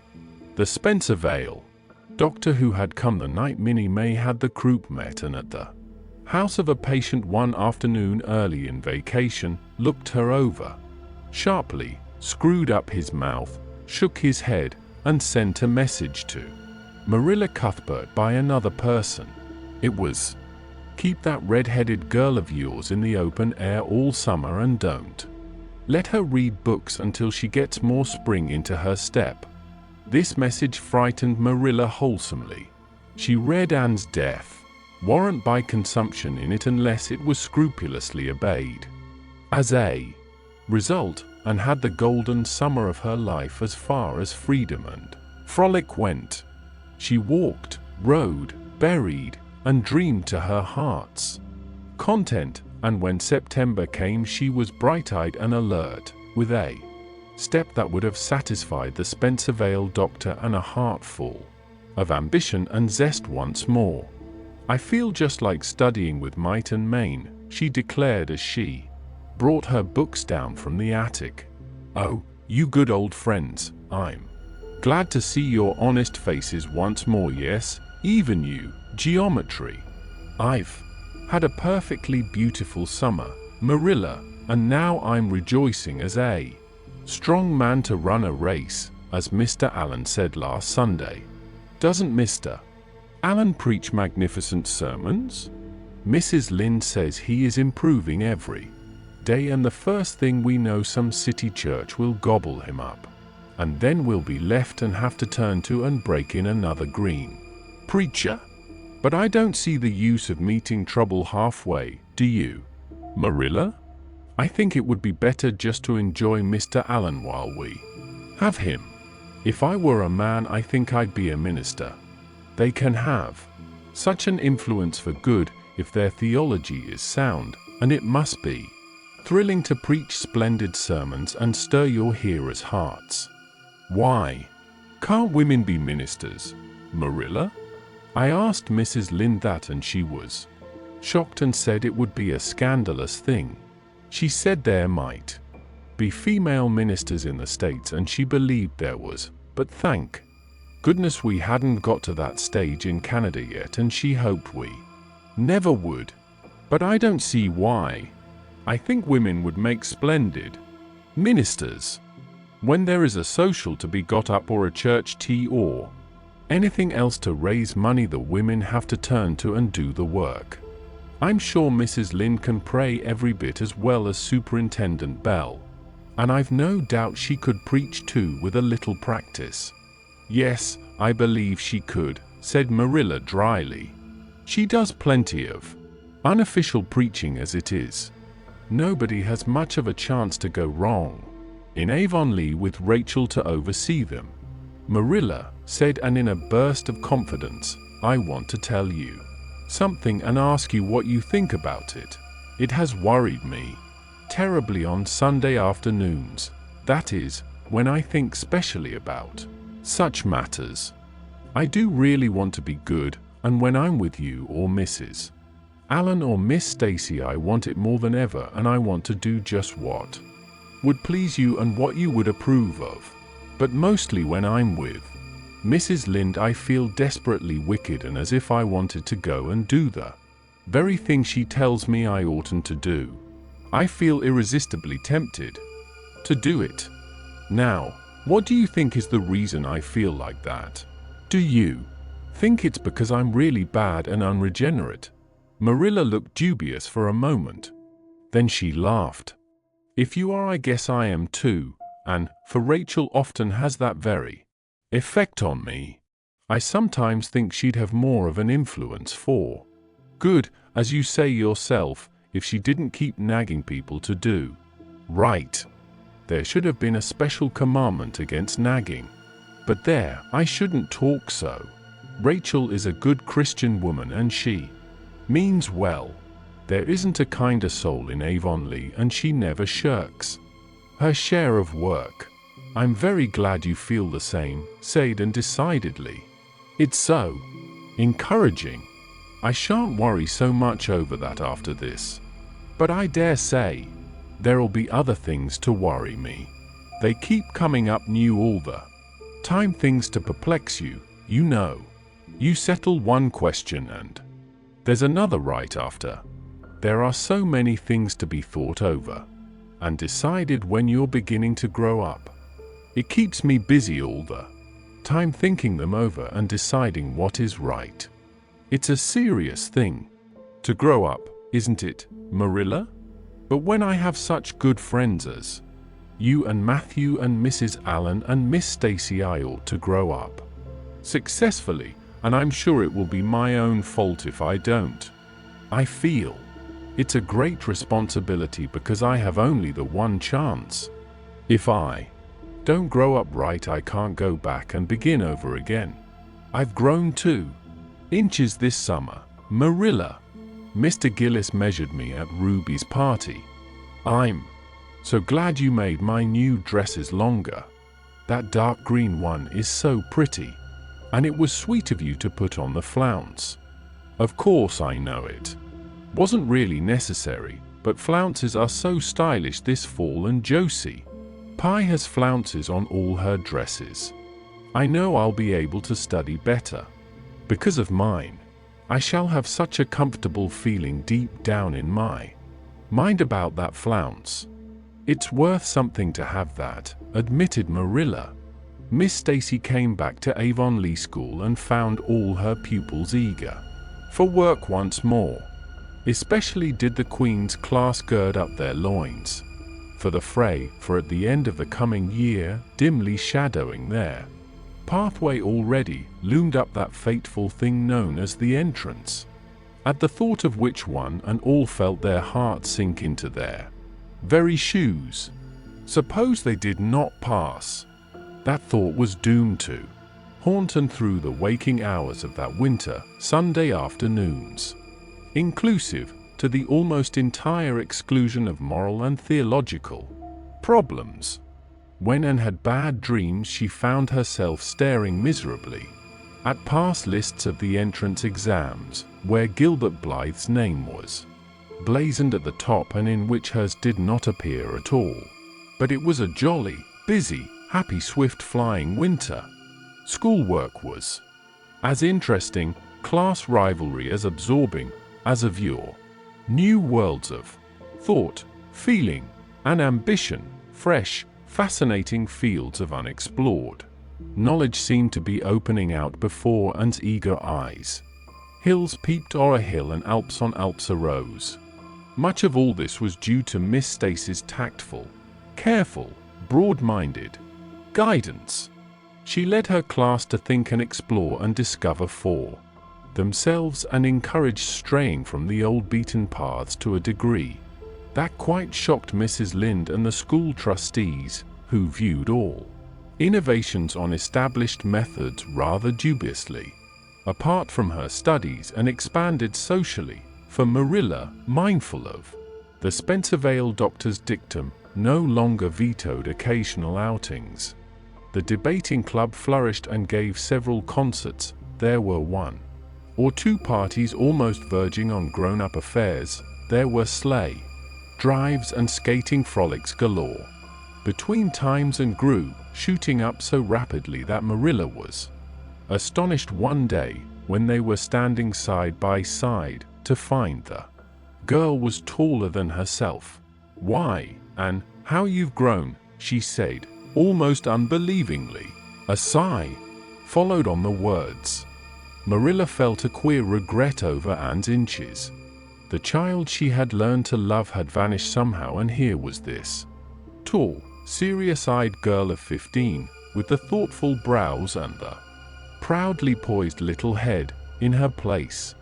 Marilla loved the girl as much as she had loved the child, but she was conscious of a queer, sorrowful sense of loss. And that night, when Anne had gone to prayer meeting with Diana, Marilla sat alone in the wintry twilight and indulged in the weakness of a cry. Matthew, coming in with a lantern, caught her at it, and gazed at her in such consternation that Marilla had to laugh through her tears. "I was thinking about Anne," she explained. "She's got to be such a big girl, and she'll probably be away from us next winter. I'll miss her terrible. She'll be able to come home often," comforted Matthew, to whom Anne was as yet and always would be the little, eager girl he had brought home from Bright River on that June evening for years before. "The branch railroad will be built to Carmody by that time. It won't be the same thing as having her here all the time," sighed Marilla gloomily, determined to enjoy her luxury of grief uncomforted. But their men can't understand these things. There were other changes in Anne no less real than the physical change. For one thing, she became much quieter. Perhaps she thought all the more and dreamed as much as ever, but she certainly talked less. Marilla noticed and commented on this also.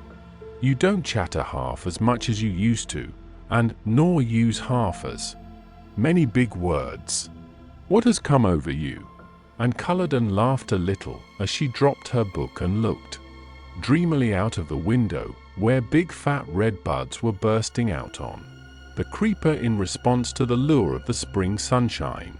"I don't know, I don't want to talk as much," she said, denting her chin thoughtfully with her forefinger.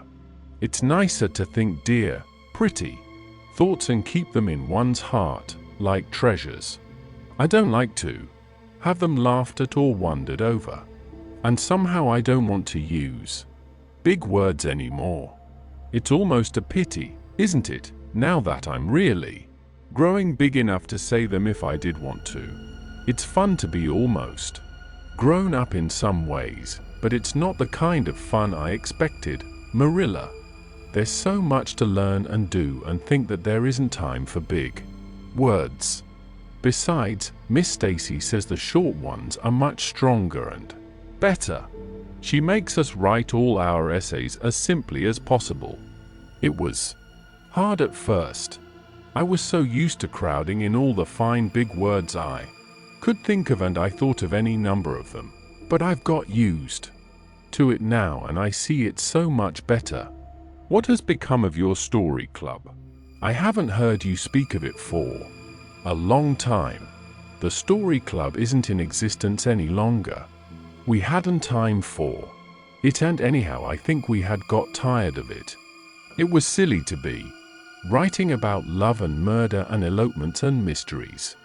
Miss Stacy sometimes has us write a story for training in composition, but she won't let us write anything but what might happen in Avonlea in our own lives, and she criticizes it very sharply and makes us criticize our own too.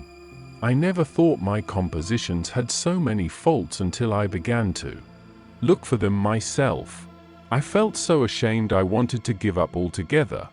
But Miss Stacy said I could learn to write well if I only trained myself to be my own severest critic. And so I am trying to. You've only 2 more months before the entrance, said Marilla. Do you think you'll be able to get through? Anne shivered. I don't know. Sometimes I think I'll be all right and then I get horribly afraid. We've studied hard and Miss Stacy has drilled us thoroughly, but we mayn't get through for all that. We've each got a stumbling block. Mine is geometry, of course, and Jane's is Latin, and Ruby and Charlie's is algebra, and Jose's is arithmetic. Moody Spurgeon says he feels it in his bones that he is going to fail in English. History. Miss Stacy is going to give us examinations in June just as hard as we'll have at the entrance and mark us just as strictly, so we'll have some idea. I wish it was all over, Marilla. It haunts me. Sometimes I wake up in the night and wonder what I'll do if I don't pass. Why, go to school next year and try again, said Marilla unconcernedly. Oh, I don't believe I'd have the heart for it. It would be such a disgrace to fail, especially if the others passed. And I get so nervous in an examination that I'm likely to make a mess of it. I wish I had nerves like Jane Andrews. Nothing rattles her. Anne sighed and, dragging her eyes from the witcheries of the spring world, the beckoning day of breeze and blue, and the green things upspringing in the garden, buried herself resolutely in her book. There would be other springs, but if she did not succeed in passing the entrance, and felt convinced that she would never recover sufficiently to enjoy them.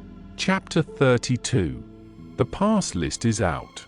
With the end of June came the close of the term and the close of Miss Stacy's rule in Avonlea school. Anne and Diana walked home that evening feeling very sober indeed.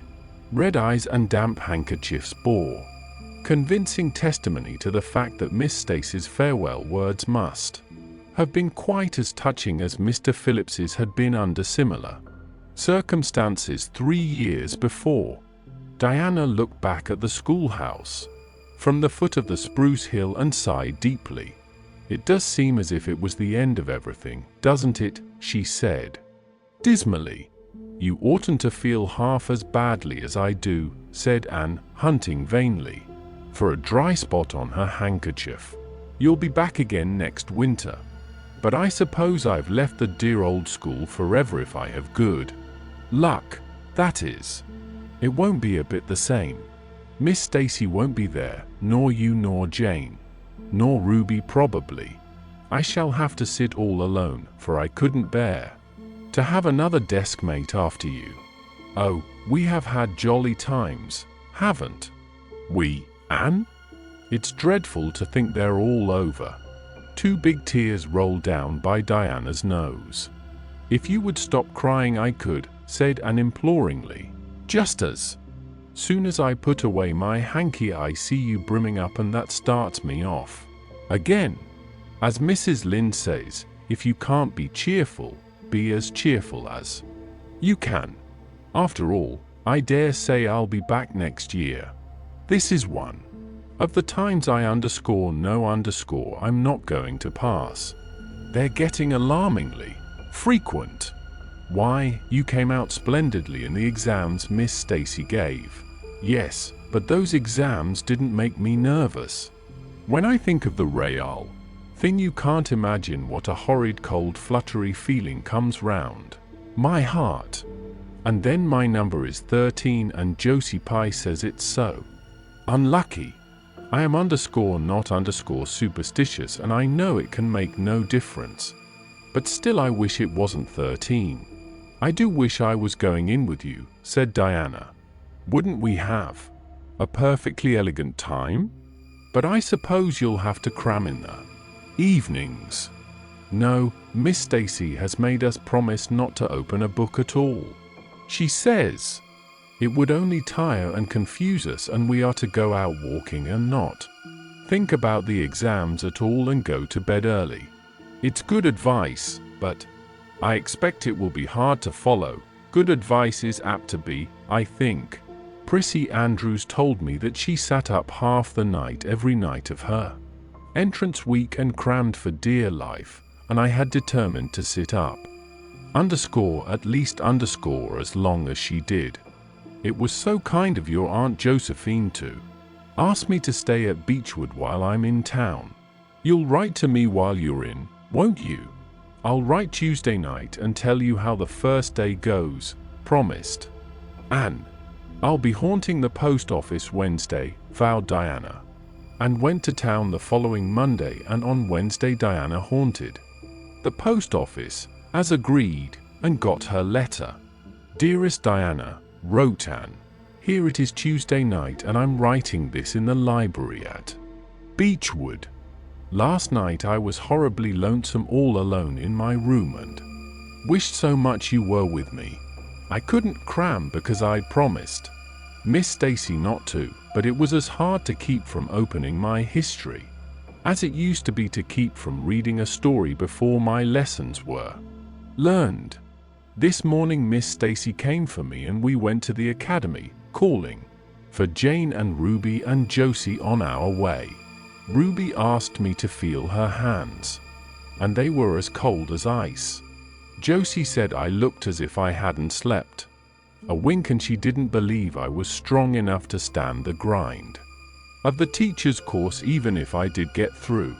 There are times and seasons even yet when I don't feel that I've made any great headway in learning to like Josie Pye. When we reached the academy there were scores of students there from all over the island. The first person we saw was Moody Spurgeon sitting on the steps and muttering away to himself. Jane asked him what on earth he was doing, and he said he was repeating the multiplication table over and over to steady his nerves and for pity's sake not to interrupt him, because if he stopped for a moment he got frightened and forgot everything he ever knew. But the multiplication table kept all his facts firmly in their proper place. When we were assigned to our rooms, Miss Stacy had to leave us. Jane and I sat together, and Jane was so composed that I envied her. No need of the multiplication table for good, steady, sensible Jane. I wondered if I looked as I felt and if they could hear my heart thumping clear across the room. Then a man came in and began distributing the English examination sheets. My hands grew cold then and my head fairly whirled around as I picked it up. Just one awful moment, Diana. I felt exactly as I did 4 years ago when I asked Marilla if I might stay at Green Gables, and then everything cleared up in my mind and my heart began beating again. I forgot to say that it had stopped altogether, for I knew I could do something with that paper anyhow. At noon we went home for dinner and then back again for history in the afternoon. The history was a pretty hard paper and I got dreadfully mixed up in the dates. Still, I think I did fairly well today. But oh, Diana, tomorrow the geometry exam comes off, and when I think of it, it takes every bit of determination I possess to keep from opening my Euclid. If I thought the multiplication table would help me any, I would recite it from now till tomorrow morning. I went down to see the other girls this evening. On my way I met Moody Spurgeon wandering distractedly around. He said he knew he had failed in history and he was born to be a disappointment to his parents, and he was going home on the morning train, and it would be easier to be a carpenter than a minister anyhow. I cheered him up and persuaded him to stay to the end because it would be unfair to Miss Stacy if he didn't. Sometimes I have wished I was born a boy, but when I see Moody Spurgeon, I'm always glad I'm a girl and not his sister. Ruby was in hysterics when I reached their boarding house. She had just discovered a fearful mistake she had made in her English paper. When she recovered, we went uptown and had an ice cream. How we wished you had been with us. Oh, Diana, if only the geometry examination were over. But there, as Mrs. Lind would say, "The sun will go on rising and setting whether I fail in geometry or not." That is true, but not especially comforting. I think I'd rather it didn't go on if I failed. Yours devotedly, Anne. The geometry examination and all the others were over in due time, and Anne arrived home on Friday evening, rather tired but with an air of chastened triumph about her. Diana was over at Green Gables when she arrived, and they met as if they had been parted for years. "You old darling, it's perfectly splendid to see you back again. It seems like an age since you went to town, and how did you get along?" "Pretty well, I think, in everything but the geometry. I don't know whether I passed in it or not, and I have a creepy, crawly presentiment that I didn't. Oh, how good it is to be back. Green Gables is the dearest, loveliest spot in the world. How did the others do?" "The girls say they know they didn't pass, but I think they did pretty well. Josie says the geometry was so easy a child of 10 could do it. Moody Spurgeon still thinks he failed in history, and Charlie says he failed in algebra. But we don't really know anything about it and won't until the pass list is out. That won't be for a fortnight. Fancy living a fortnight in such suspense. I wish I could go to sleep and never wake up until it is over." Diana knew it would be useless to ask how Gilbert Blythe had fared, so she merely said, "Oh, you'll pass all right. Don't worry. I'd rather not pass at all than not come out pretty well up on the list," flashed Anne, by which she meant, and Diana knew she meant, that success would be incomplete and bitter if she did not come out ahead of Gilbert Blythe, with this end in view, and had strained every nerve during the examinations. So had Gilbert. They had met and passed each other on the street a dozen times without any sign of recognition, and every time Anne had held her head a little higher and wished a little more earnestly that she had made friends with Gilbert when he asked her, and vowed a little more determinedly to surpass him in the examination. She knew that all Avonlea Junior was wondering which would come out first. She even knew that Jimmy Glover and Ned Wright had a bet on the question, and that Josie Pye had said there was no doubt in the world that Gilbert would be first, and she felt that her humiliation would be unbearable if she failed. But she had another and nobler motive for wishing to do well. She wanted to pass high for the sake of Matthew and Marilla, especially Matthew. Matthew had declared to her his conviction that she would beat the whole island. That, and felt, was something it would be foolish to hope for even in the wildest dreams. But she did hope fervently that she would be among the first 10 at least, so that she might see Matthew's kindly brown eyes gleam with pride in her achievement. That, she felt, would be a sweet reward indeed for all her hard work and patient grubbing among unimaginative equations and conjugations. At the end of the fortnight, and took to haunting the post office. Also, in the distracted company of Jane, Ruby, and Josie, opening the Charlottetown dailies with shaking hands and cold, sink-away feelings. As bad as any experience during the entrance week. Charlie and Gilbert were not above doing this too, but Moody Spurgeon stayed resolutely away. "I haven't got the grit to go there and look at a paper in cold blood," he told Anne. "I'm just going to wait until somebody comes and tells me suddenly whether I've passed or not." When 3 weeks had gone by without the pass list appearing, and began to feel that she really couldn't stand the strain much longer, her appetite failed and her interest in Avonlea doings languished. Mrs. Lind wanted to know what else you could expect with a Tory superintendent of education at the head of affairs, and Matthew, noting Anne's paleness and indifference and the lagging steps that bore her home from the post office every afternoon, began seriously to wonder if he hadn't better vote Grit at the next election. But one evening the news came, and was sitting at her open window, for the time forgetful of the woes of examinations and the cares of the world, as she drank in the beauty of the summer dusk, sweet-scented with flower breaths from the garden below and sibilant and rustling from the stir of poplars. The eastern sky above the firs was flushed faintly pink from the reflection of the west, and was wondering dreamily if the spirit of color looked like that when she saw Diana come flying down through the firs, over the log bridge, and up the slope, with a fluttering newspaper in her hand, and sprang to her feet, knowing at once what that paper contained. The pass list was out. Her head whirled and her heart beat until it hurt her. She could not move a step. It seemed an hour to her before Diana came rushing along the hall and burst into the room without even knocking, so great was her excitement.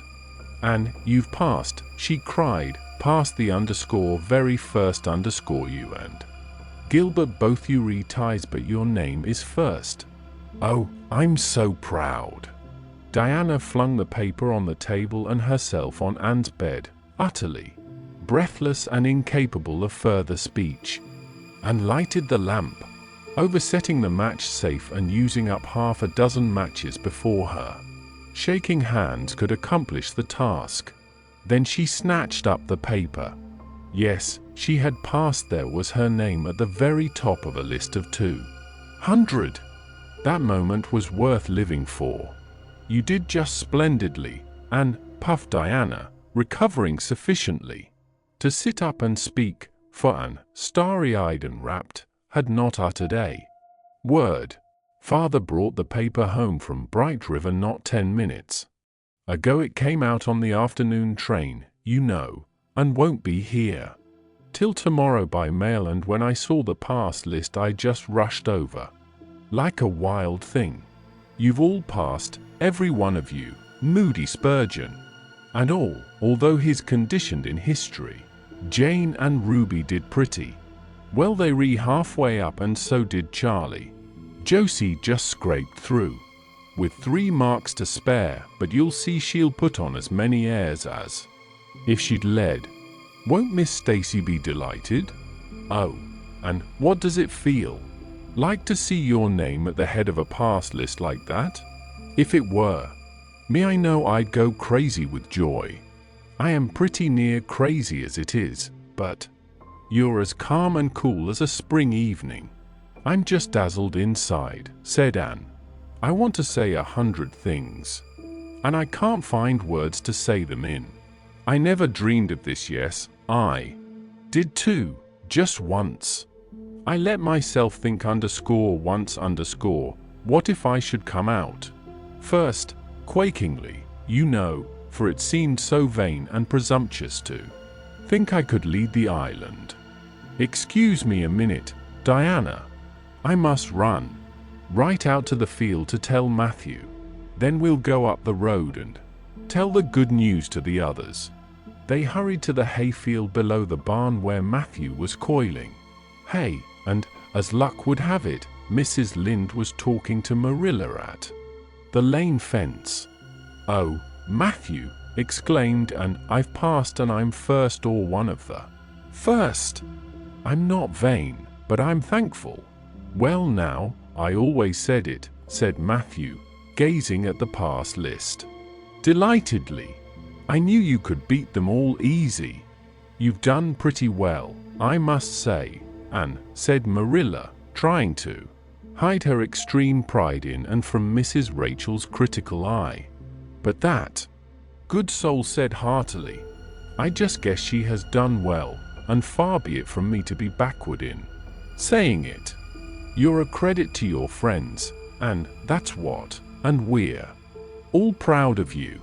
That night Anne, who had wound up the delightful evening with a serious little talk with Mrs. Allen at the manse, knelt sweetly by her open window in a great sheen of moonshine and murmured a prayer of gratitude an aspiration that came straight from her heart.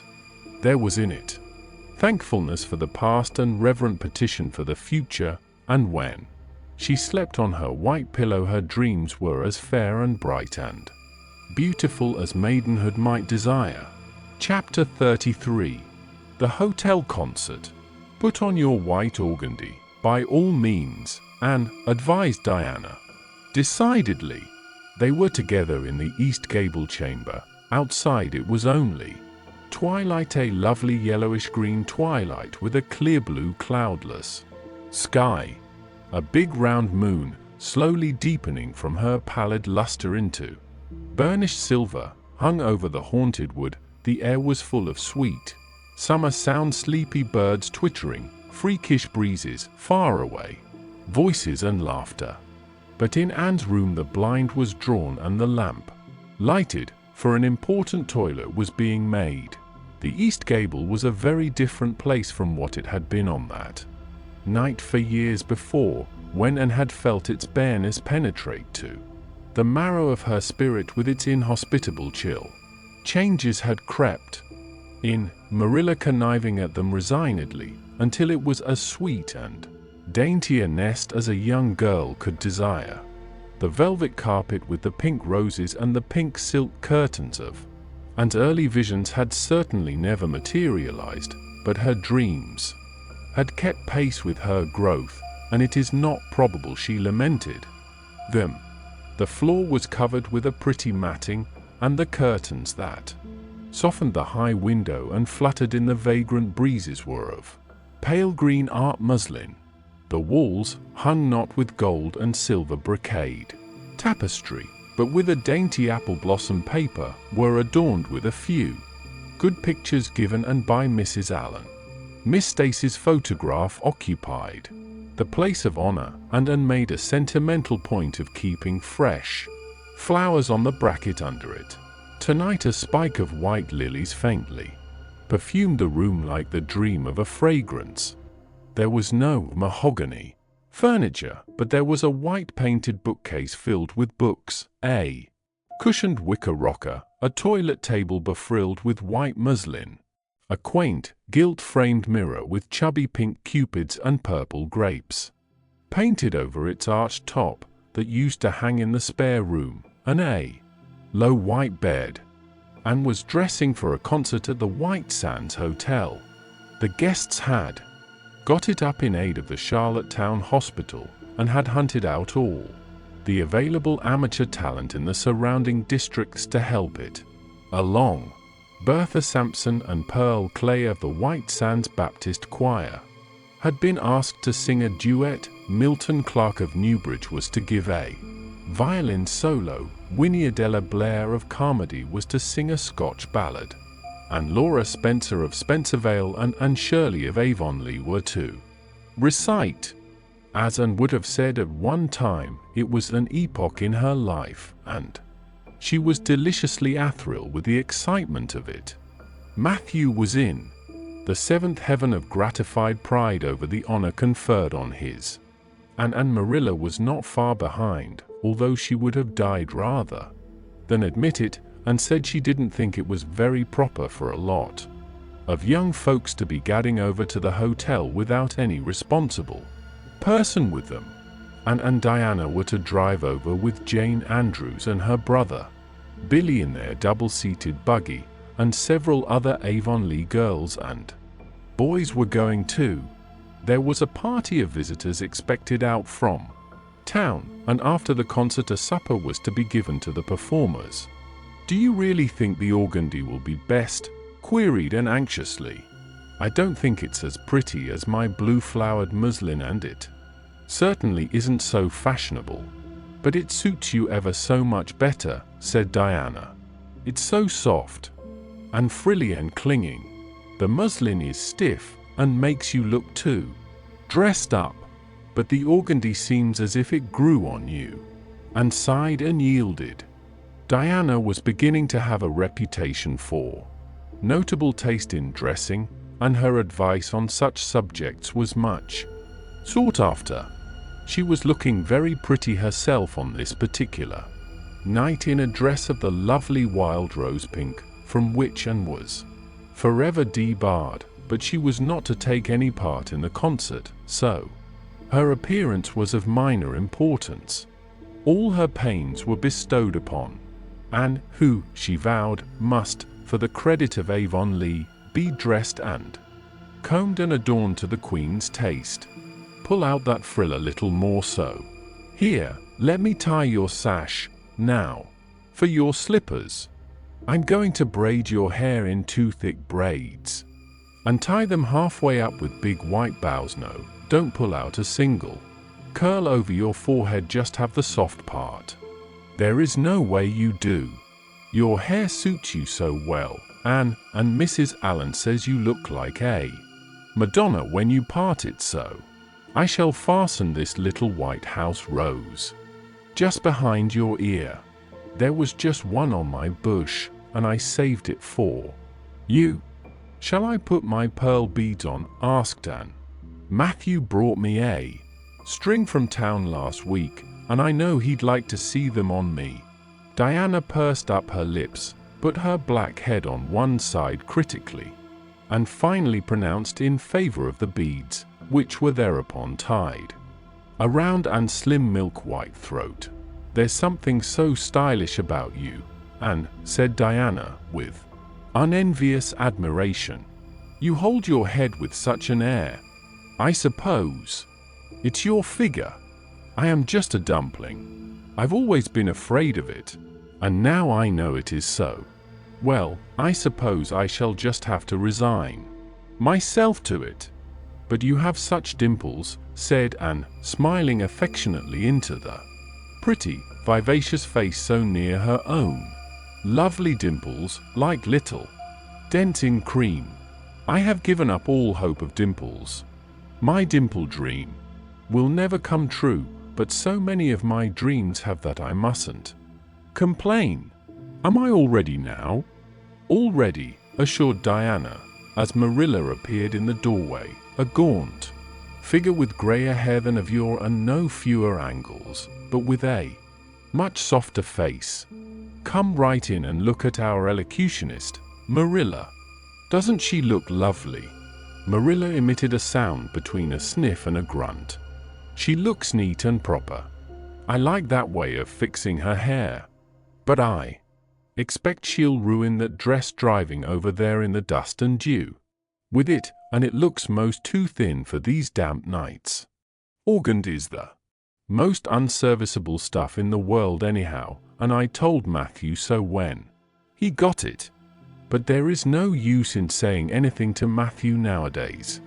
Time was when he would take my advice, but now he just buys things for and regardless, and the clerks at Carmody know they can palm anything off on him. Just let them tell him a thing is pretty and fashionable, and Matthew plunks his money down for it. Mind you keep your skirt clear of the wheel, and put your warm jacket on.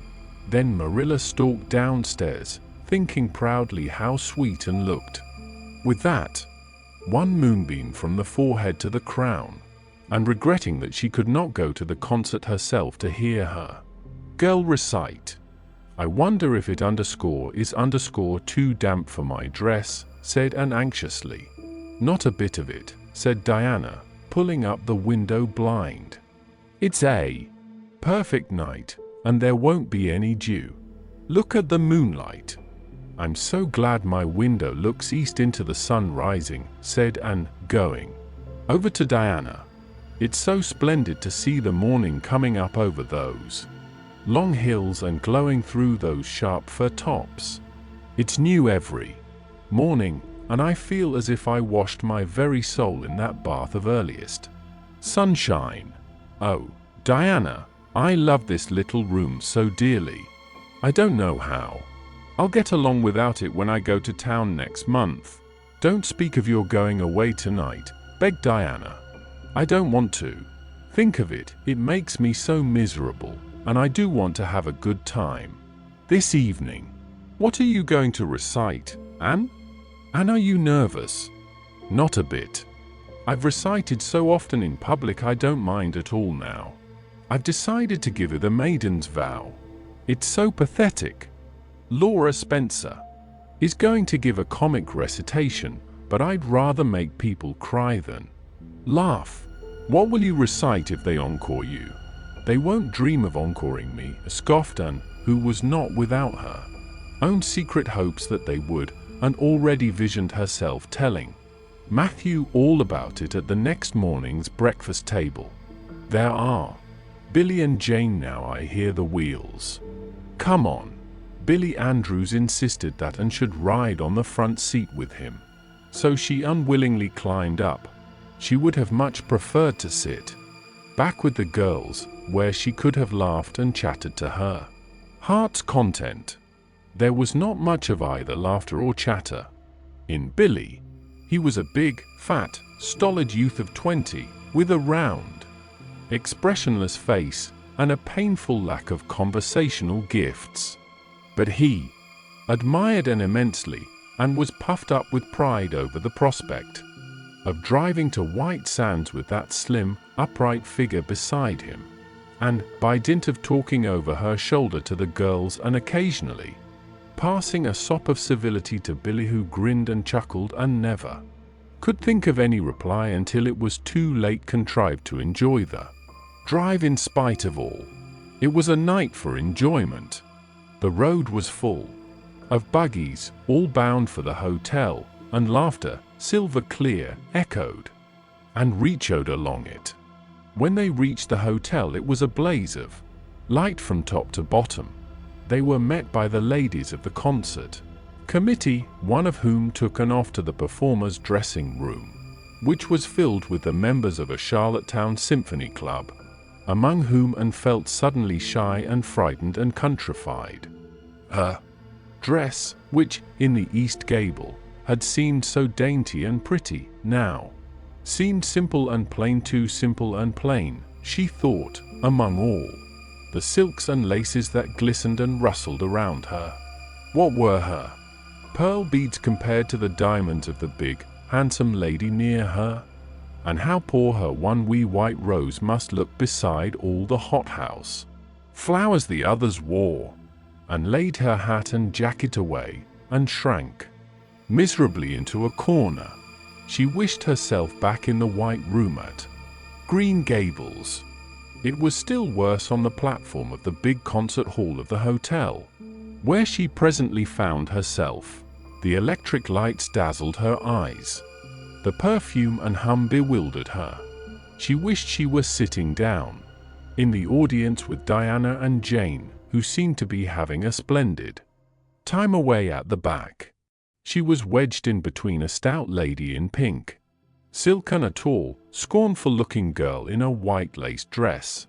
The stout lady occasionally turned her head squarely around and surveyed Anne through her eyeglasses until Anne, acutely sensitive of being so scrutinized, felt that she must scream aloud, and the white lace girl kept talking audibly to her next neighbor about the country bumpkins and rustic belles in the audience, languidly anticipating such fun from the displays of local talent on the program, and believed that she would hate the white lace girl to the end of life. Unfortunately for Anne, a professional elocutionist was staying at the hotel and had consented to recite. She was a lithe, dark-eyed woman in a wonderful gown of shimmering gray stuff like woven moonbeams, with gems on her neck and in her dark hair. She had a marvelously flexible voice and wonderful power of expression. The audience went wild over her selection. Anne, forgetting all about herself and her troubles for the time, listened with rapt and shining eyes, but when the recitation ended, she suddenly put her hands over her face. She could never get up and recite after that, never. Had she ever thought she could recite? Oh, if she were only back at Green Gables! At this unpropitious moment her name was called. Somehow Anne, who did not notice the rather guilty little start of surprise the white lace girl gave, and would not have understood the subtle compliment implied, therein if she had got on her feet and moved dizzily out to the front. She was so pale that Diana and Jane, down in the audience, clasped each other's hands in nervous sympathy. Anne was the victim of an overwhelming attack of stage fright. Often as she had recited in public, she had never before faced such an audience as this, and the sight of it paralyzed her energies completely. Everything was so strange, so brilliant, so bewildering. The rows of ladies in evening dress, the critical faces, the whole atmosphere of wealth and culture about her.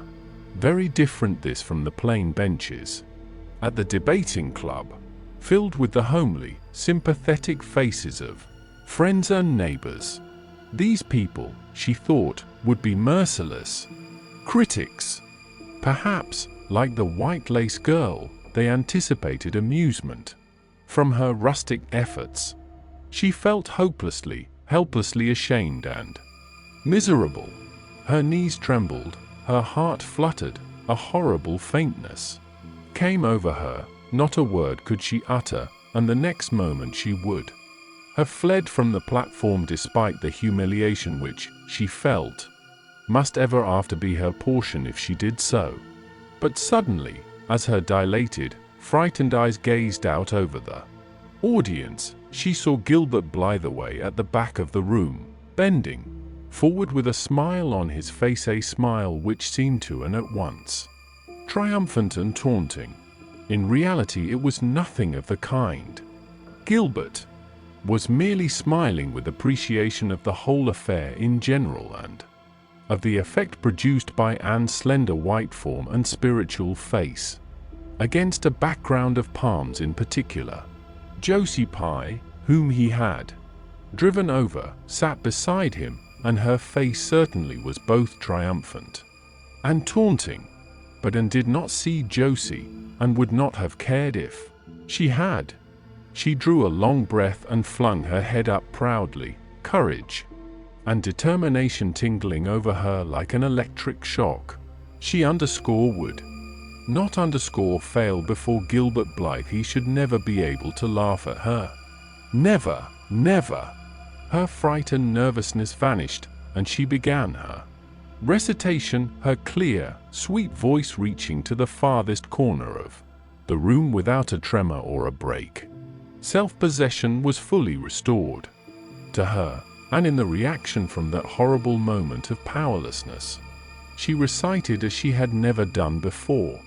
When she finished, there were bursts of honest applause. Anne, stepping back to her seat, blushing with shyness and delight, found her hand vigorously clasped and shaken by the stout lady in pink silk. "My dear, you did splendidly," she puffed. "I've been crying like a baby, actually I have. They're encoring you, they rebound to have you back." "Oh, I can't go," said Anne confusedly. "But yet I must, or Matthew will be disappointed.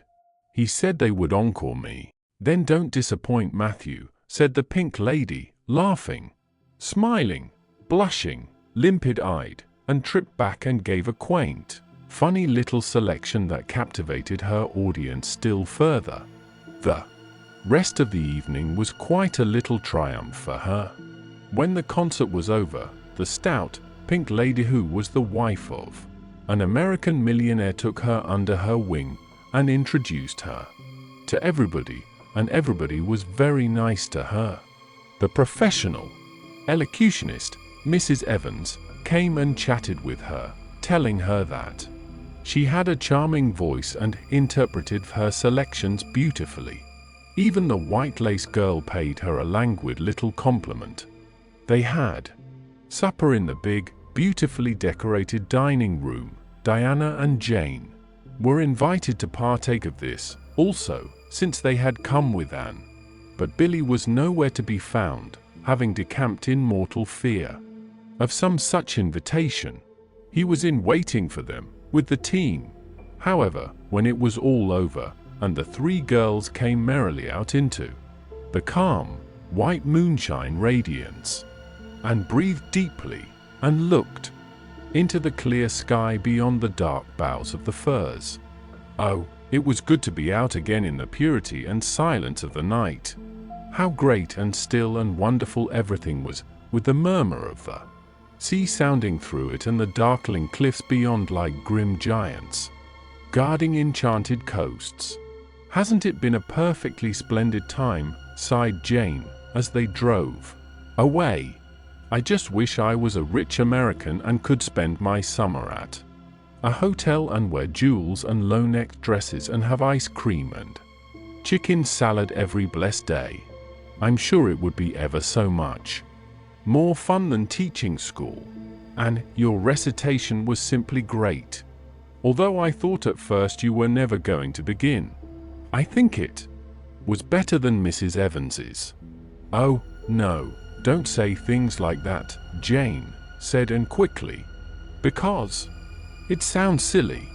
It couldn't be better than Mrs. Evans's, you know, for she is a professional, and I'm only a schoolgirl with a little knack of reciting. I'm quite satisfied if the people just like mine pretty. Well, I've a compliment for you, Anne, said Diana. At least I think it must be a compliment because of the tone he said it in. Part of it was anyhow. There was an American sitting behind Jane and Miss Hutch, a romantic-looking man with coal-black hair and eyes. Josie Pye says he is a distinguished artist, and that her mother's cousin in Boston is married to a man that used to go to school with him. Well, we heard him say, didn't we, Jane, who is that girl on the platform with the splendid Titian hair? She has a face I should like to paint. There now, Anne. But what does Titian hair mean? Being interpreted, it means plain red, I guess, laughed Anne. Titian was a very famous artist who liked to paint red-haired women. You see all the diamonds those ladies wore, aside Jane. They were simply dazzling. Wouldn't you just love to be rich, girls? We are rich, said Anne staunchly. Why, we have 16 years to our credit, and we're happy as queens, and we've all got imaginations, more or less. Look at that sea, girls, all silver and shadow and vision of things not seen. We couldn't enjoy its loveliness any more if we had millions of dollars and ropes of diamonds. You wouldn't change into any of those women if you could.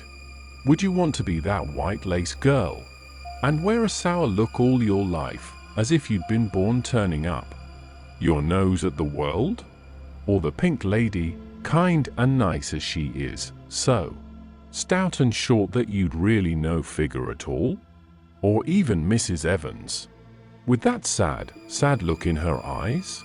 She must have been dreadfully unhappy sometime to have such a look. You you wouldn't, Jane Andrews. I don't know exactly, said Jane, unconvinced. I think diamonds would comfort a person for a good deal. Well, I don't want to be anyone but myself, even if I go uncomforted by diamonds all my life, declared Anne. I'm quite content to be Anne of Green Gables, with my string of pearl beads. I know Matthew gave me as much love with them as ever went with Madame the Pink Lady's jewels. Chapter 34. A Queen's Girl.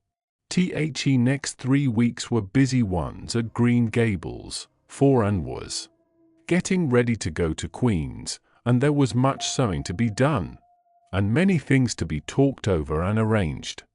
Anne's outfit was ample and pretty, for Matthew saw to that, and Marilla for once made no objections whatever to anything he purchased or suggested. One evening she went up to the east gable with her arms full of a delicate, pale green material.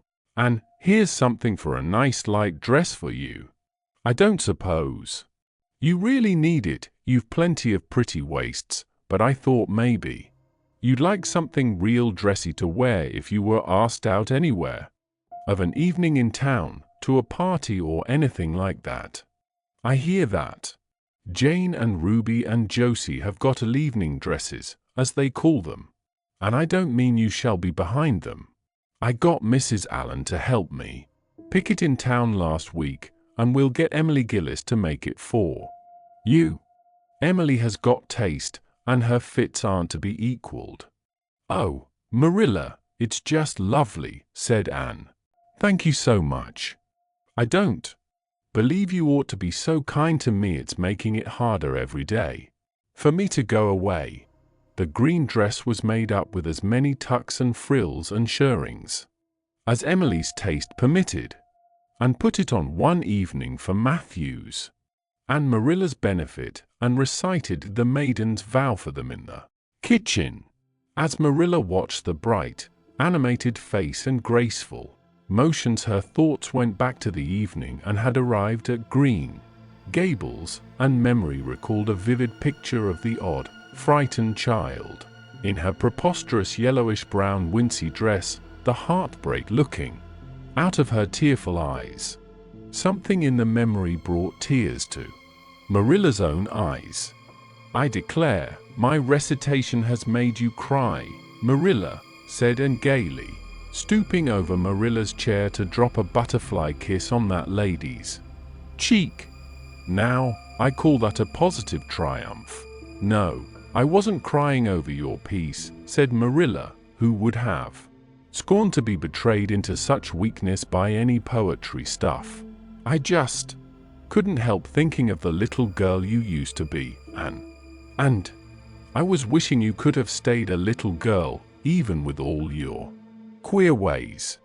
You've grown up now and you're going away, and you look so tall and stylish and so different altogether in that dress, as if you didn't belong in Avonlea at all, and I just got lonesome thinking it all over. Marilla, and sat down on Marilla's gingham lap, took Marilla's lined face between her hands, and looked gravely and tenderly into Marilla's eyes. I'm not a bit changed, not really. I'm only just pruned down and branched out. The real _me_ back here is just the same. It won't make a bit of difference where I go or how much I change outwardly. At heart I shall always be your little Anne, who will love you and Matthew and dear Green Gables more and better every day of her life, and laid her fresh young cheek against Marilla's faded one, and reached out a hand to pat Matthew's shoulder. Marilla would have given much just then to have possessed Anne's power of putting her feelings into words, but nature and habit had willed it otherwise, and she could only put her arms close about her girl and hold her tenderly to her heart, wishing that she need never let her go. Matthew, with a suspicious moisture in his eyes, got up and went out of doors. Under the stars of the blue summer night he walked agitatedly across the yard to the gate under the poplars. Well now, I guess she ain't been much spoiled, he muttered proudly. I guess my putting in my or occasional never did much harm after all. She's smart and pretty, and loving, too, which is better than all the rest.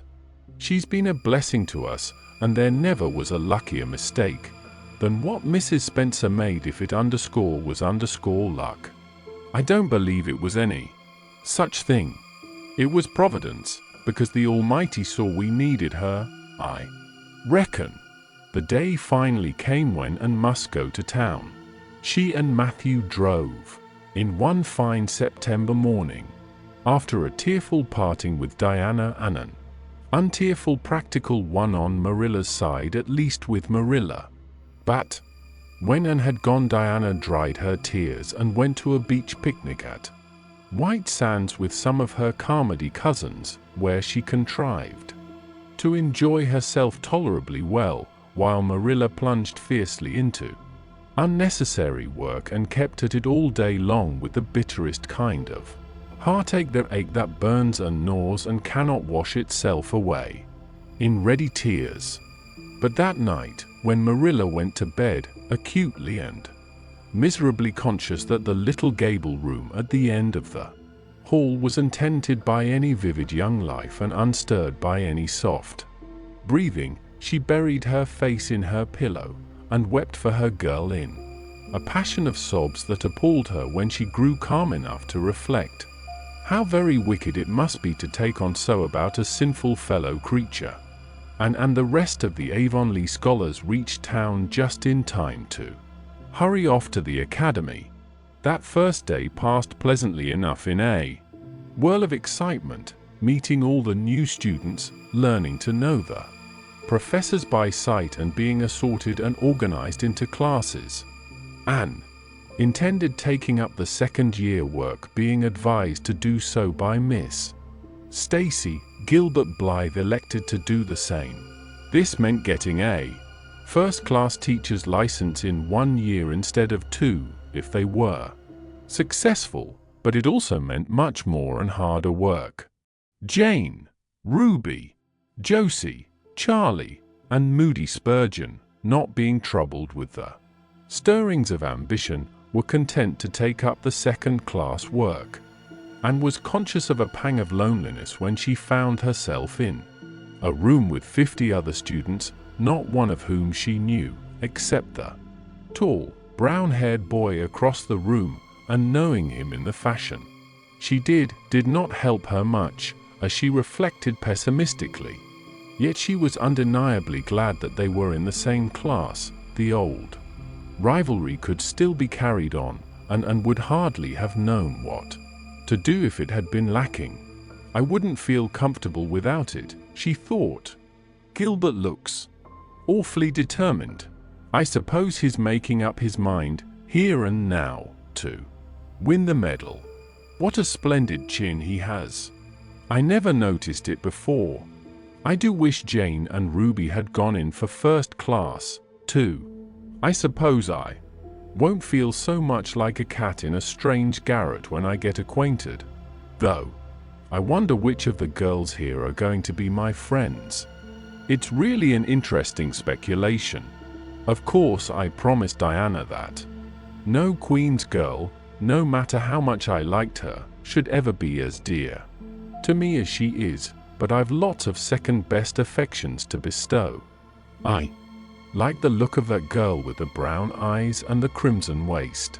She looks vivid and red-rosy. There's that pale, fair one gazing out of the window.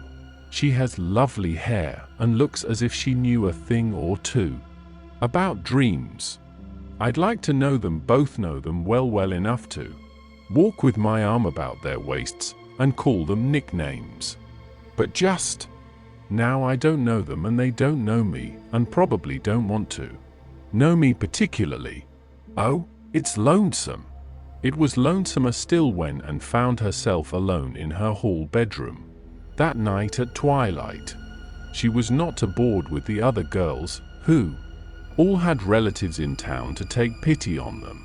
Miss Josephine Barry would have liked to board her, but Beechwood was so far from the academy that it was out of the question, so Miss Barry hunted up a boarding house, assuring Matthew and Marilla that it was the very place for Anne. The lady who keeps it is a reduced gentlewoman, explained Miss Barry. Her husband was a British officer, and she is very careful what sort of boarders she takes, and will not meet with any objectionable persons under her roof. The table is good, and the house is near the academy, in a quiet neighborhood. All this might be quite true, and indeed proved to be so, but it did not materially help, and in the first agony of homesickness that seized upon her, she looked dismally about her narrow little room, with its dull-papered, pictureless walls, its small iron bedstead and empty bookcase, and a horrible choke came into her throat as she thought of her own white room at Green Gables, where she would have the pleasant consciousness of a great green still outdoors, of sweet peas growing in the garden, and moonlight falling on the orchard, of the brook below, the slope and the spruce boughs tossing in the night wind beyond it, of a vast starry sky, and the light from Diana's window shining out through the gap in the trees. Here there was nothing of this. Anne knew that outside of her window was a hard street with a network of telephone wires shutting out the sky, the tramp of alien feet, and 1,000 lights gleaming on stranger faces. She knew that she was going to cry and fought against it. I won't cry. It's silly and weak. There's the third tear splashing down by my nose. There are more coming. I must think of something funny to stop them. But there's nothing funny except what is connected with Avonlea, and that only makes things worse. 4:05 I am going home next Friday, but that seems 100 years away. Oh, Matthew is nearly home by now, and Marilla is at the gate looking down the lane for him. 6780. There's no use in counting them. They're coming in a flood presently. I can't cheer up. I don't want to cheer up. It's nicer to be miserable. The flood of tears would have come, no doubt, had not Josie Pye appeared at that moment, in the joy of seeing a familiar face, and forgot that there had never been much love lost between her and Josie. As a part of Avonlea life, even a Pye was welcome. I'm so glad you came up, and said sincerely. You've been crying, remarked Josie, with aggravating pity. I suppose you're homesick. Some people have so little self-control in that respect. I've no intention of being homesick, I can tell you. Town's too jolly after that poky old Avonlea. I wonder how I ever existed there so long. You shouldn't cry, and it isn't becoming, for your nose and eyes get red, and then you seem all red.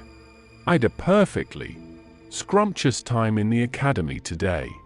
Our French professor is simply a duck. His moustache would give you kerwallopes of the heart. Have you anything eatable around, Anne? I'm literally starving. Ah, I guessed. Likely Marilla d load you up with cake. That's why I called round. Otherwise I'd have gone to the park to hear the band play with Frank Stockley. He board same place as I do, and he's a sport. He noticed you in class today and asked me who the red-headed girl was. I told him you were an orphan that the Cuthberts had adopted, and nobody knew very much about what you'd been before that, and was wondering if, after all, solitude and tears were not more satisfactory than Josie Pye's companionship when Jane and Ruby appeared, each with an inch of Queen's color ribbon, purple and scarlet, pinned proudly to her coat. As Josie was not speaking to Jane just then, she had to subside into comparative harmlessness. Well, said Jane with a sigh, I feel as if I'd lived many moons since the morning. I ought to be home studying my Virgil. That horrid old professor gave us 20 lines to start in on tomorrow, but I simply couldn't settle down to study tonight, and methinks I see the traces of tears. If you've been crying do own up. It will restore my self-respect, for I was shedding tears freely before Ruby came along. I don't mind being a goose so much if somebody else is goosey too. Cake? You'll give me a teeny piece, won't you? Thank you. It has the Real Avonlea flavor. Ruby, perceiving the Queen's calendar lying on the table, wanted to know if and meant to try for the gold medal, and blushed and admitted she was thinking of it. Oh, that reminds me, said Josie, Queen's is to get one of the Avery scholarships after all. The word came today.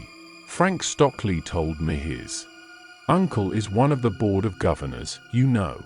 It will be announced in the academy tomorrow. An Avery scholarship, and felt her heart beat more quickly, and the horizons of her ambition shifted and broadened as if by magic. Before Josie had told the news, Anne's highest pinnacle of aspiration had been a teacher's provincial license, first class, at the end of the year, and perhaps the medal. But now in one moment and saw herself winning the Avery Scholarship, taking an arts course at Redmond College, and graduating in a gown and mortar board before the echo of Joseph's words had died away. For the Avery Scholarship was in English, Anne felt that here her foot was on native heath. A wealthy manufacturer of New Brunswick had died and left part of his fortune to endow a large number of scholarships to be distributed among the various high schools and academies of the maritime provinces, according to their respective standings. There had been much doubt whether one would be allotted to Queen's, but the matter was settled at last, and at the end of the year the graduate who made the highest mark in English and English literature would win the scholarship $250 a year for 4 years at Redmond College. No wonder that Anne went to bed that night with tingling cheeks. "I'll win that scholarship if hard work can do it," she resolved. "Wouldn't Matthew be proud if I got to be a BA? Oh, it's delightful to have ambitions.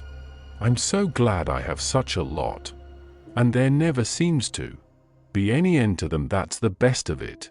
Just as soon as you attain to one ambition you see another one glittering higher up still. It does make life so interesting." Chapter 35. The Winter at Queen's.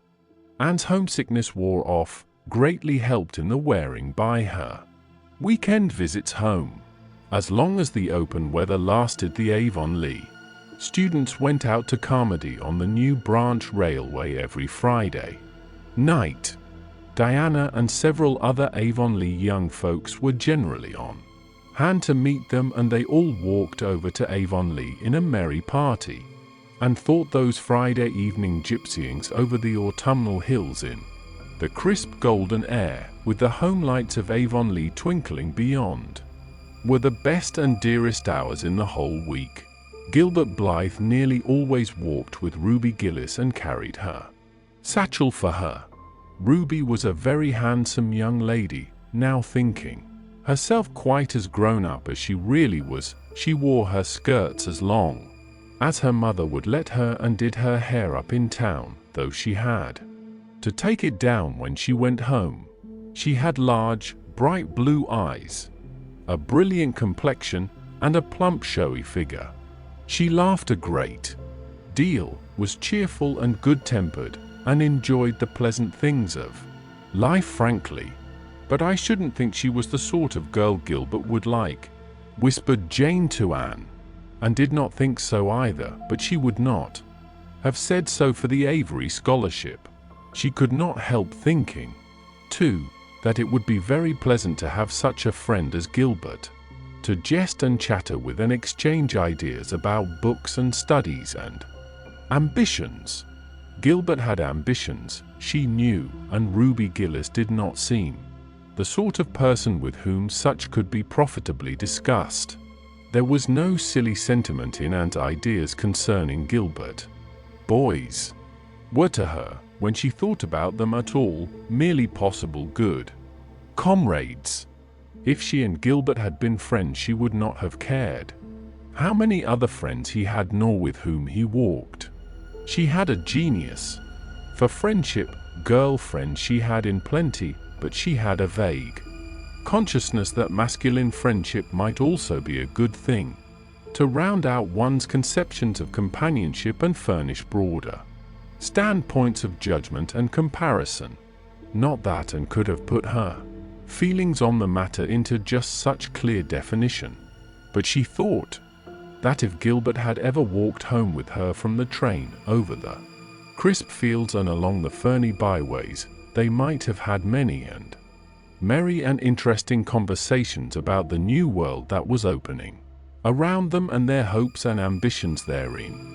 Gilbert was a clever young fellow, with his own thoughts about things and a determination to get the best out of life and put the best into it. Ruby Gillis told Jane Andrews that she didn't understand half the things Gilbert Blythe said.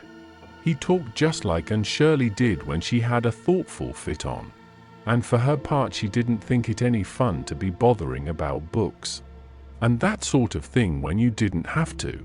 Frank Stockley had lots more dash and go, but then he wasn't half as good looking as Gilbert, and she really couldn't decide which she liked best in the academy, and gradually drew a little circle of friends about her, thoughtful, imaginative, ambitious students like herself, with the rose-red girl, Stella Maynard, and the dream girl, Priscilla Grant. She soon became intimate, finding the latter pale, spiritual-looking maiden to be full to the brim of mischief and pranks and fun, while the vivid, black-eyed Stella had a heart full of wistful dreams and fancies, as aerial and rainbow-like as Anne's own. After the Christmas holidays, the Avonlea students gave up going home on Fridays and settled down to hard work. By this time all the Queen's scholars had gravitated into their own places in the ranks, and the various classes had assumed distinct and settled shadings of individuality. Certain facts had become generally accepted. It was admitted that the medal contestants had practically narrowed down to 3: Gilbert Blythe, Anne Shirley, and Lewis Wilson. The Avery scholarship was more doubtful, any one of a certain 6 being a possible winner. The bronze medal for mathematics was considered as good as won by a fat, funny little up-country boy with a bumpy forehead and a patched coat. Ruby Gillis was the handsomest girl of the year at the academy. In the second-year classes, Stella Maynard carried off the palm for beauty, with small but critical minority in favor of Anne Shirley. Ethel Marr was admitted by all competent judges to have the most stylish modes of hairdressing, and Jane Andrews plain, plodding, conscientious. Jane carried off the honors in the domestic science course. Even Josie Pye attained a certain preeminence as the sharpest-tongued young lady in attendance at Queen's. So it may be fairly stated that Miss Stacy's old pupils held their own in the wider arena of the academical course, and worked hard and steadily. Her rivalry with Gilbert was as intense as it had ever been in Avonlea School, although it was not known in the class at large, but somehow the bitterness had gone out of it, and no longer wished to win for the sake of defeating Gilbert, rather for the proud consciousness of a well-won victory over a worthy foeman. It would be worthwhile to win, but she no longer thought life would be insupportable if she did not. In spite of lessons, the students found opportunities for pleasant times, and spent many of her spare hours at Beechwood, and generally ate her Sunday dinners there and went to church with Miss Barry. The latter was, as she admitted, growing old, but her black eyes were not dim nor the vigor of her tongue in the least abated. But she never sharpened the latter on Anne, who continued to be a prime favorite with the critical old lady. "That Anne girl improves all the time," she said. "I get tired of other girls. There is such a provoking and eternal sameness about them. Anne has as many shades as a rainbow, and every shade is the prettiest while it lasts. I don't know that she is as amusing as she was when she was a child, but she makes me love her, and I like people who make me love them. It saves me so much trouble in making myself love them." Then, almost before anybody realized it, spring had come. Out in Avonlea the Mayflowers were peeping pinkly out on the sere barrens where snow wreaths lingered, and that mist of green was on the woods and in the valleys. But in Charlottetown, harassed Queen students thought and talked only of examinations. "It doesn't seem possible that the term is nearly over," said Anne. "Why, last fall it seemed so long to look forward to a whole winter of studies and classes. And here we are, with the exams looming up next week." Girls, sometimes I feel as if those exams meant everything, but when I look at the big buds swelling on those chestnut trees and the misty blue air at the end of the streets, they don't seem half so important. Jane and Ruby and Josie, who had dropped in, did not take this view of it. To them, the coming examinations were constantly very important. Indeed, far more important than chestnut buds or Maytime hazes. It was all very well for Anne, who was sure of passing at least, to have her moments of belittling them, but when your whole future depended on them, as the girls truly thought theirs did, you could not regard them philosophically. "I've lost 7 pounds in the last 2 weeks, sighed Jane. "It's no use to say don't worry. I will worry. Worrying helps you summit. Seems as if you were doing something when you're worrying. It would be dreadful if I failed to get my license after going to Queen's all winter and spending so much money. I don't care, said Josie Pye. If I don't pass this year, I'm coming back next. My father can afford to send me. And Frank Stockley says that Professor Tremaine said Gilbert Blythe was sure to get the medal, and that Emily Clay would likely win the Avery Scholarship. That may make me feel badly tomorrow, Josie, laughed Anne, but just now I honestly feel that as long as I know the violets are coming out, all purple down in the hollow below Green Gables, and that little ferns are poking their heads up in Lover's Lane, it's not a great deal of difference whether I win the Avery or not. I've done my best, and I begin to understand what is meant by the joy of the strife. Next to trying and winning, the best thing is trying and failing. Girls, don't talk about exams.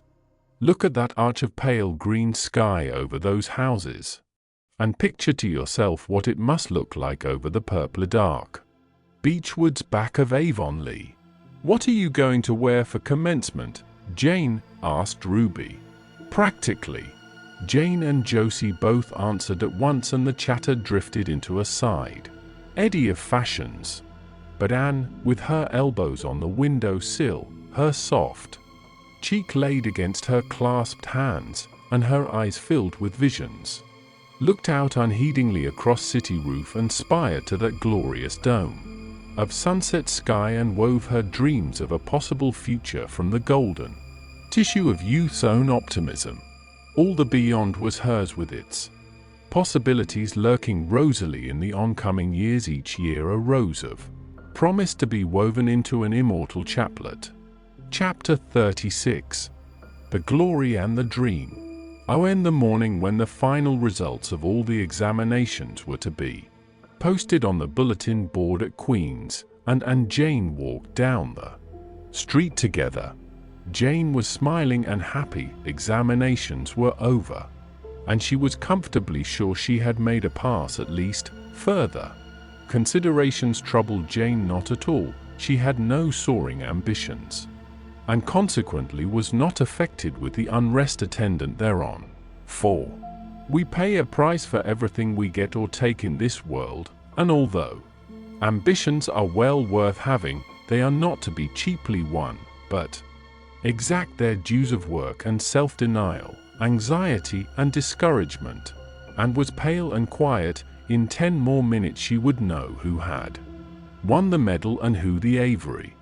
Beyond those 10 minutes there did not seem, just then, to be anything worth being called time. Of course you'll win one of them anyhow, said Jane, who couldn't understand how the faculty could be so unfair as to order it otherwise. I have not hope of the Avery, said Anne. Everybody says Emily Clay will win it, and I'm not going to march up to that bulletin board and look at it before everybody. I haven't the moral courage. I'm going straight to the girls' dressing room. You must read the announcements, and then come and tell me, Jane. And I implore you in the name of our old friendship to do it as quickly as possible. If I have failed, just say so, without trying to break it gently, and whatever you do don't underscore. Sympathize with me. Promise me this, Jane. Jane promised solemnly, but, as it happened, there was no necessity for such a promise. When they went up the entrance steps of Queen's, they found the hall full of boys who were carrying Gilbert Blythe around on their shoulders and yelling at the tops of their voices, "Hurrah for Blythe, medalist!" For a moment Anne felt one sickening pang of defeat and disappointment. So she had failed and Gilbert had won. Well, Matthew would be sorry he had been so sure she would win. And then somebody called out, "3 cheers for Miss Shirley, winner of the Avery." "Oh," and gasped Jane as they fled to the girls' dressing room amid hearty cheers. "Oh, and I'm so proud. Isn't it splendid?" And then the girls were around them and Anne was the center of a laughing, congratulating group. Her shoulders were thumped and her hands shaken vigorously. She was pushed and pulled and hugged, and among it all, she managed to whisper to Jane, "Oh, won't Matthew and Marilla be pleased? I must write the news home right away." Commencement was the next important happening. The exercises were held in the big assembly hall of the academy. Addresses were given, essays read, songs sung, the public award of diplomas, prizes and medals made. Matthew and Marilla were there, with eyes and ears for only one student. On the platform a tall girl in pale green, with faintly flushed cheeks and starry eyes, who read the best essay and was pointed out and whispered about as the Avery winner. "Reckon you're glad we kept her, Marilla," whispered Matthew, speaking for the first time since he had entered the hall, when Anne had finished her essay. "It's not the first time I've been glad," retorted Marilla. "You do like to rub things in." Matthew Cuthbert, Miss Barry, who was sitting behind them, leaned forward and poked Marilla in the back with her parasol. "Aren't you proud of that, Anne girl?" "I am," she said, and went home to Avonlea with Matthew and Marilla that evening. She had not been home since April, and she felt that she could not wait another day. The apple blossoms were out and the world was fresh and young.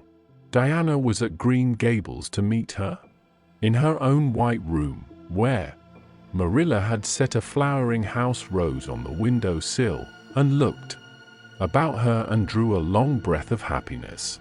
"Oh, Diana, it's so good to be back again. It's so good to see those pointed firs coming out against the pink sky and that white orchard and the old Snow Queen. Isn't the breath of the mint delicious? And that tea. Rose, why, it's a song and a hope and a prayer all in one.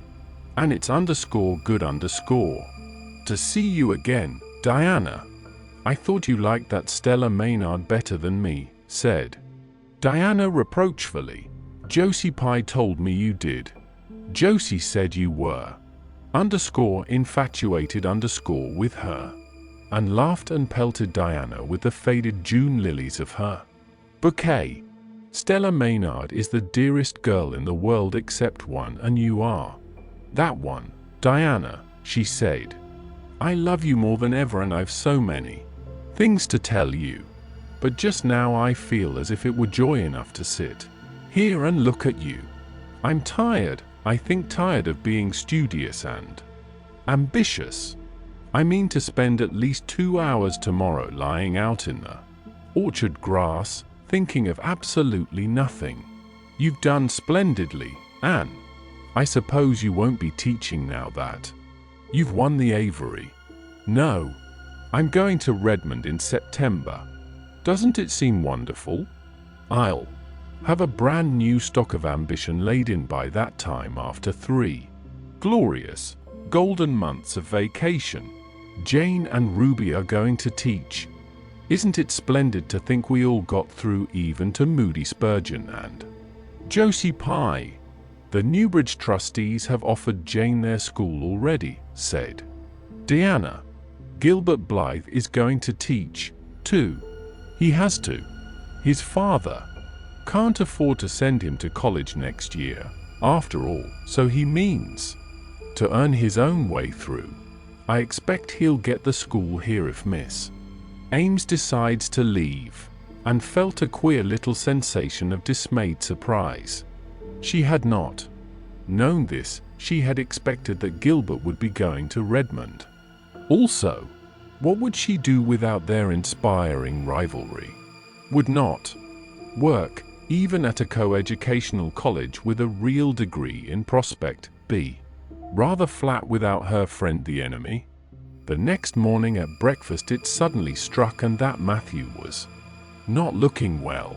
Surely he was much grayer than he had been a year before.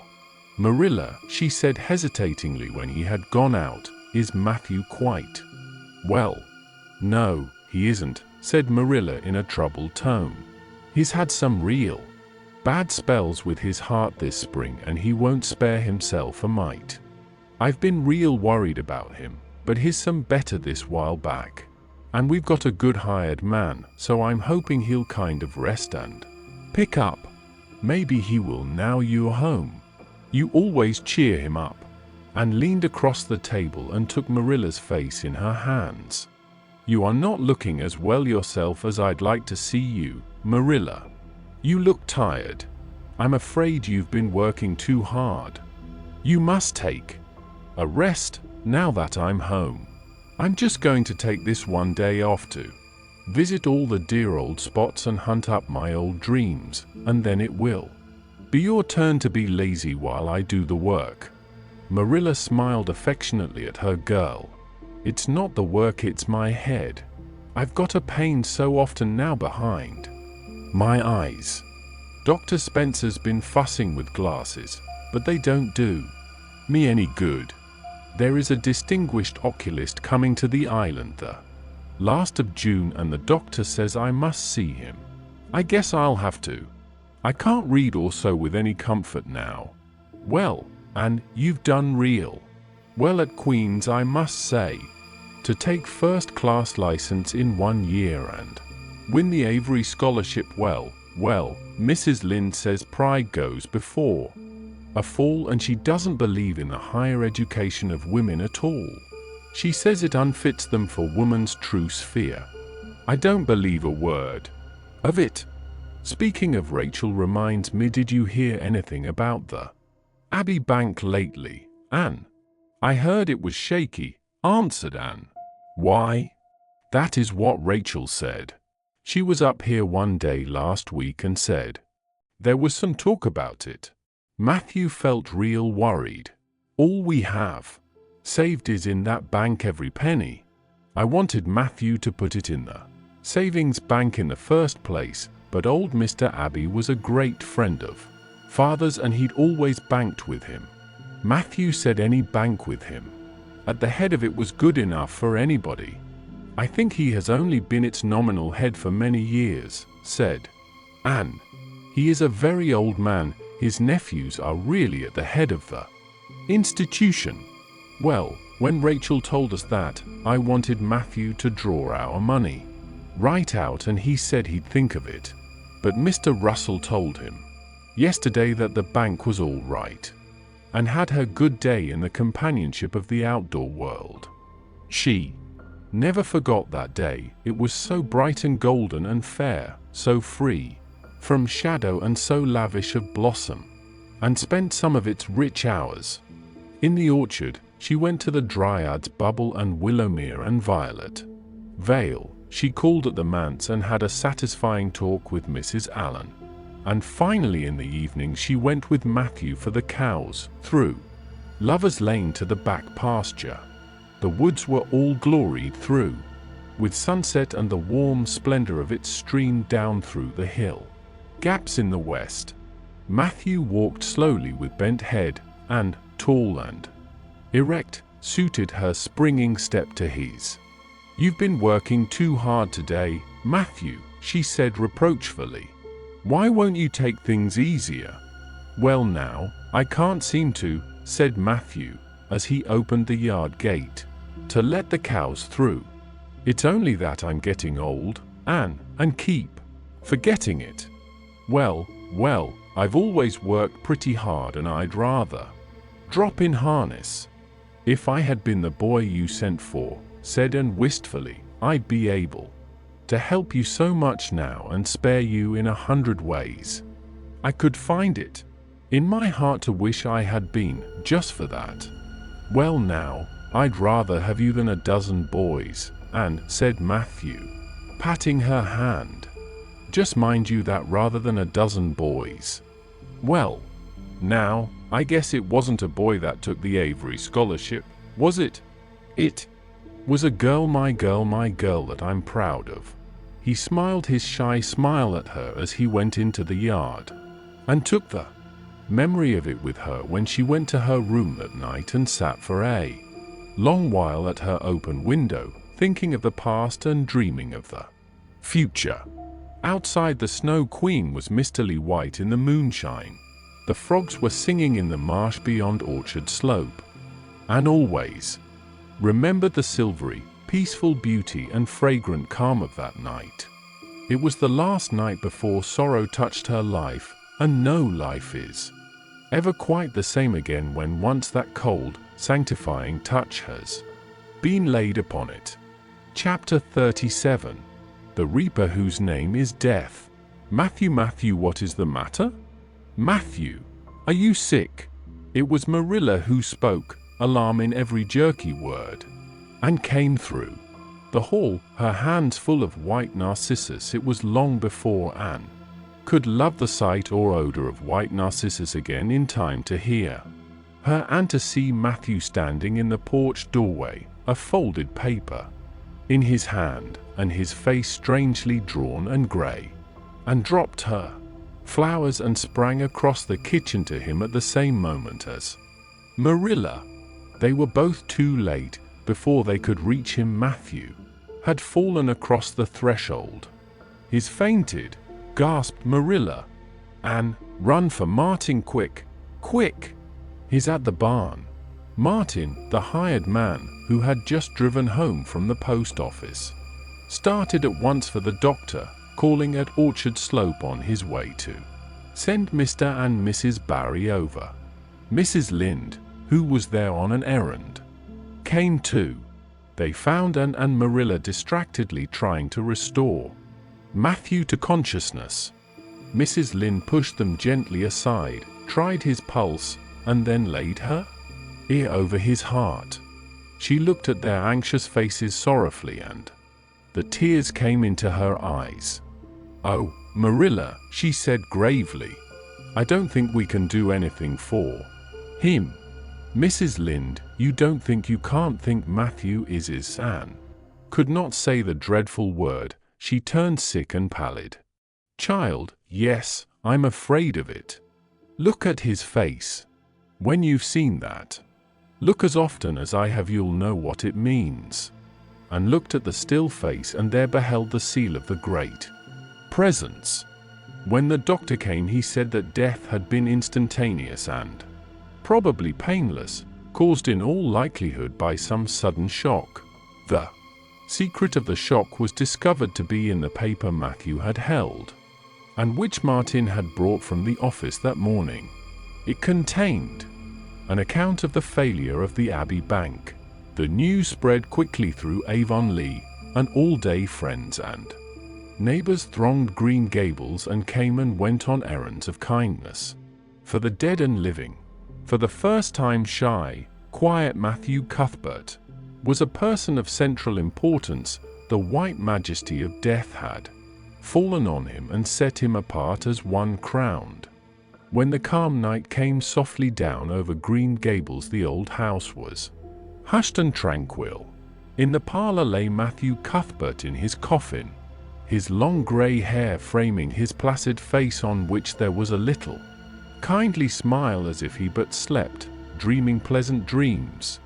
There were flowers about him, sweet old-fashioned flowers which his mother had planted in the homestead garden in her bridal days, and for which Matthew had always had a secret, wordless love, and had gathered them and brought them to him, her anguished, tearless eyes burning in her white face.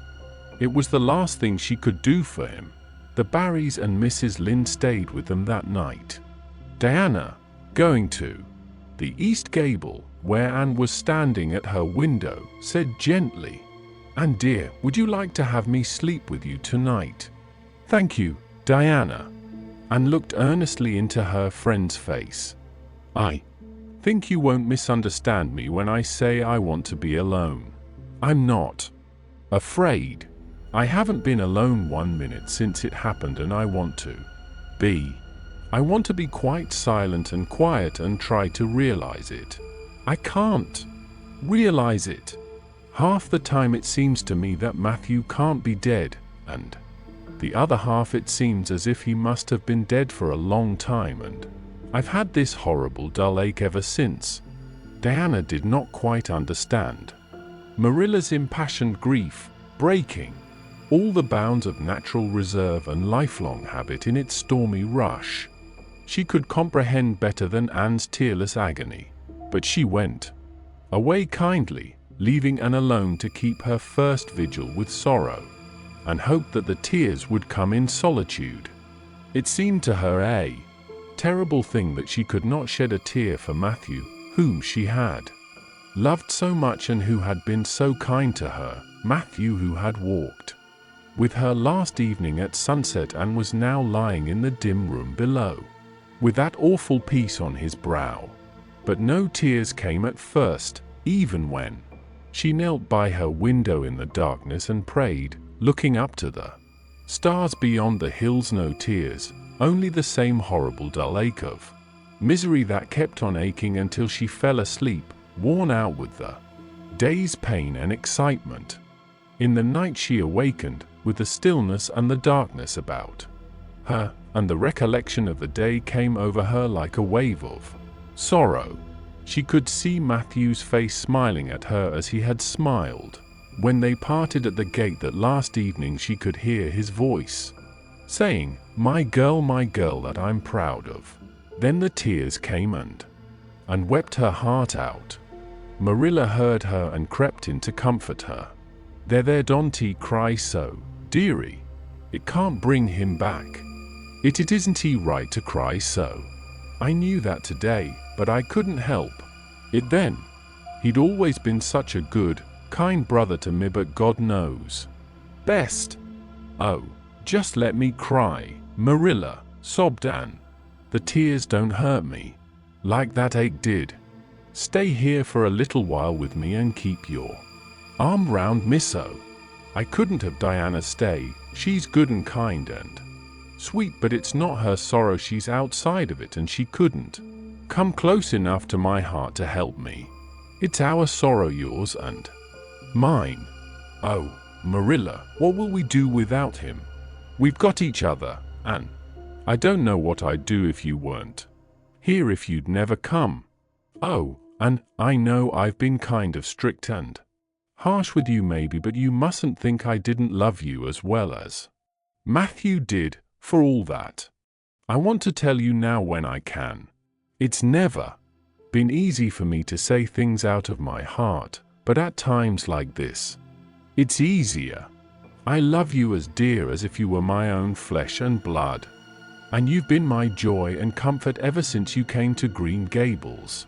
2 days afterwards they carried Matthew Cuthbert over his homestead threshold and away from the fields he had tilled and the orchards he had loved and the trees he had planted, and then Avonlea settled back to its usual placidity, and even at Green Gables affairs slipped into their old groove, and work was done and duties fulfilled with regularity as before, although always with the aching sense of loss in all familiar things. And, new to grief, thought it almost sad that it could be so, that they could go on in the old way without Matthew. She felt something like shame and remorse when she discovered that the sunrises behind the firs and the pale pink buds opening in the garden gave her the old inrush of gladness when she saw them, that Diana's visits were pleasant to her.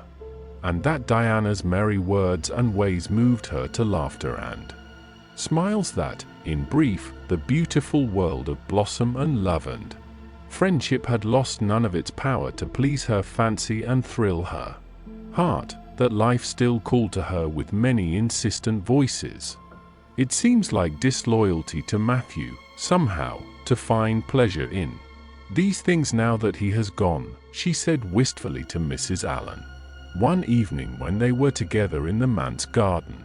I miss him so much all the time, and yet, Mrs. Allen, the world and life seem very beautiful and interesting to me for all.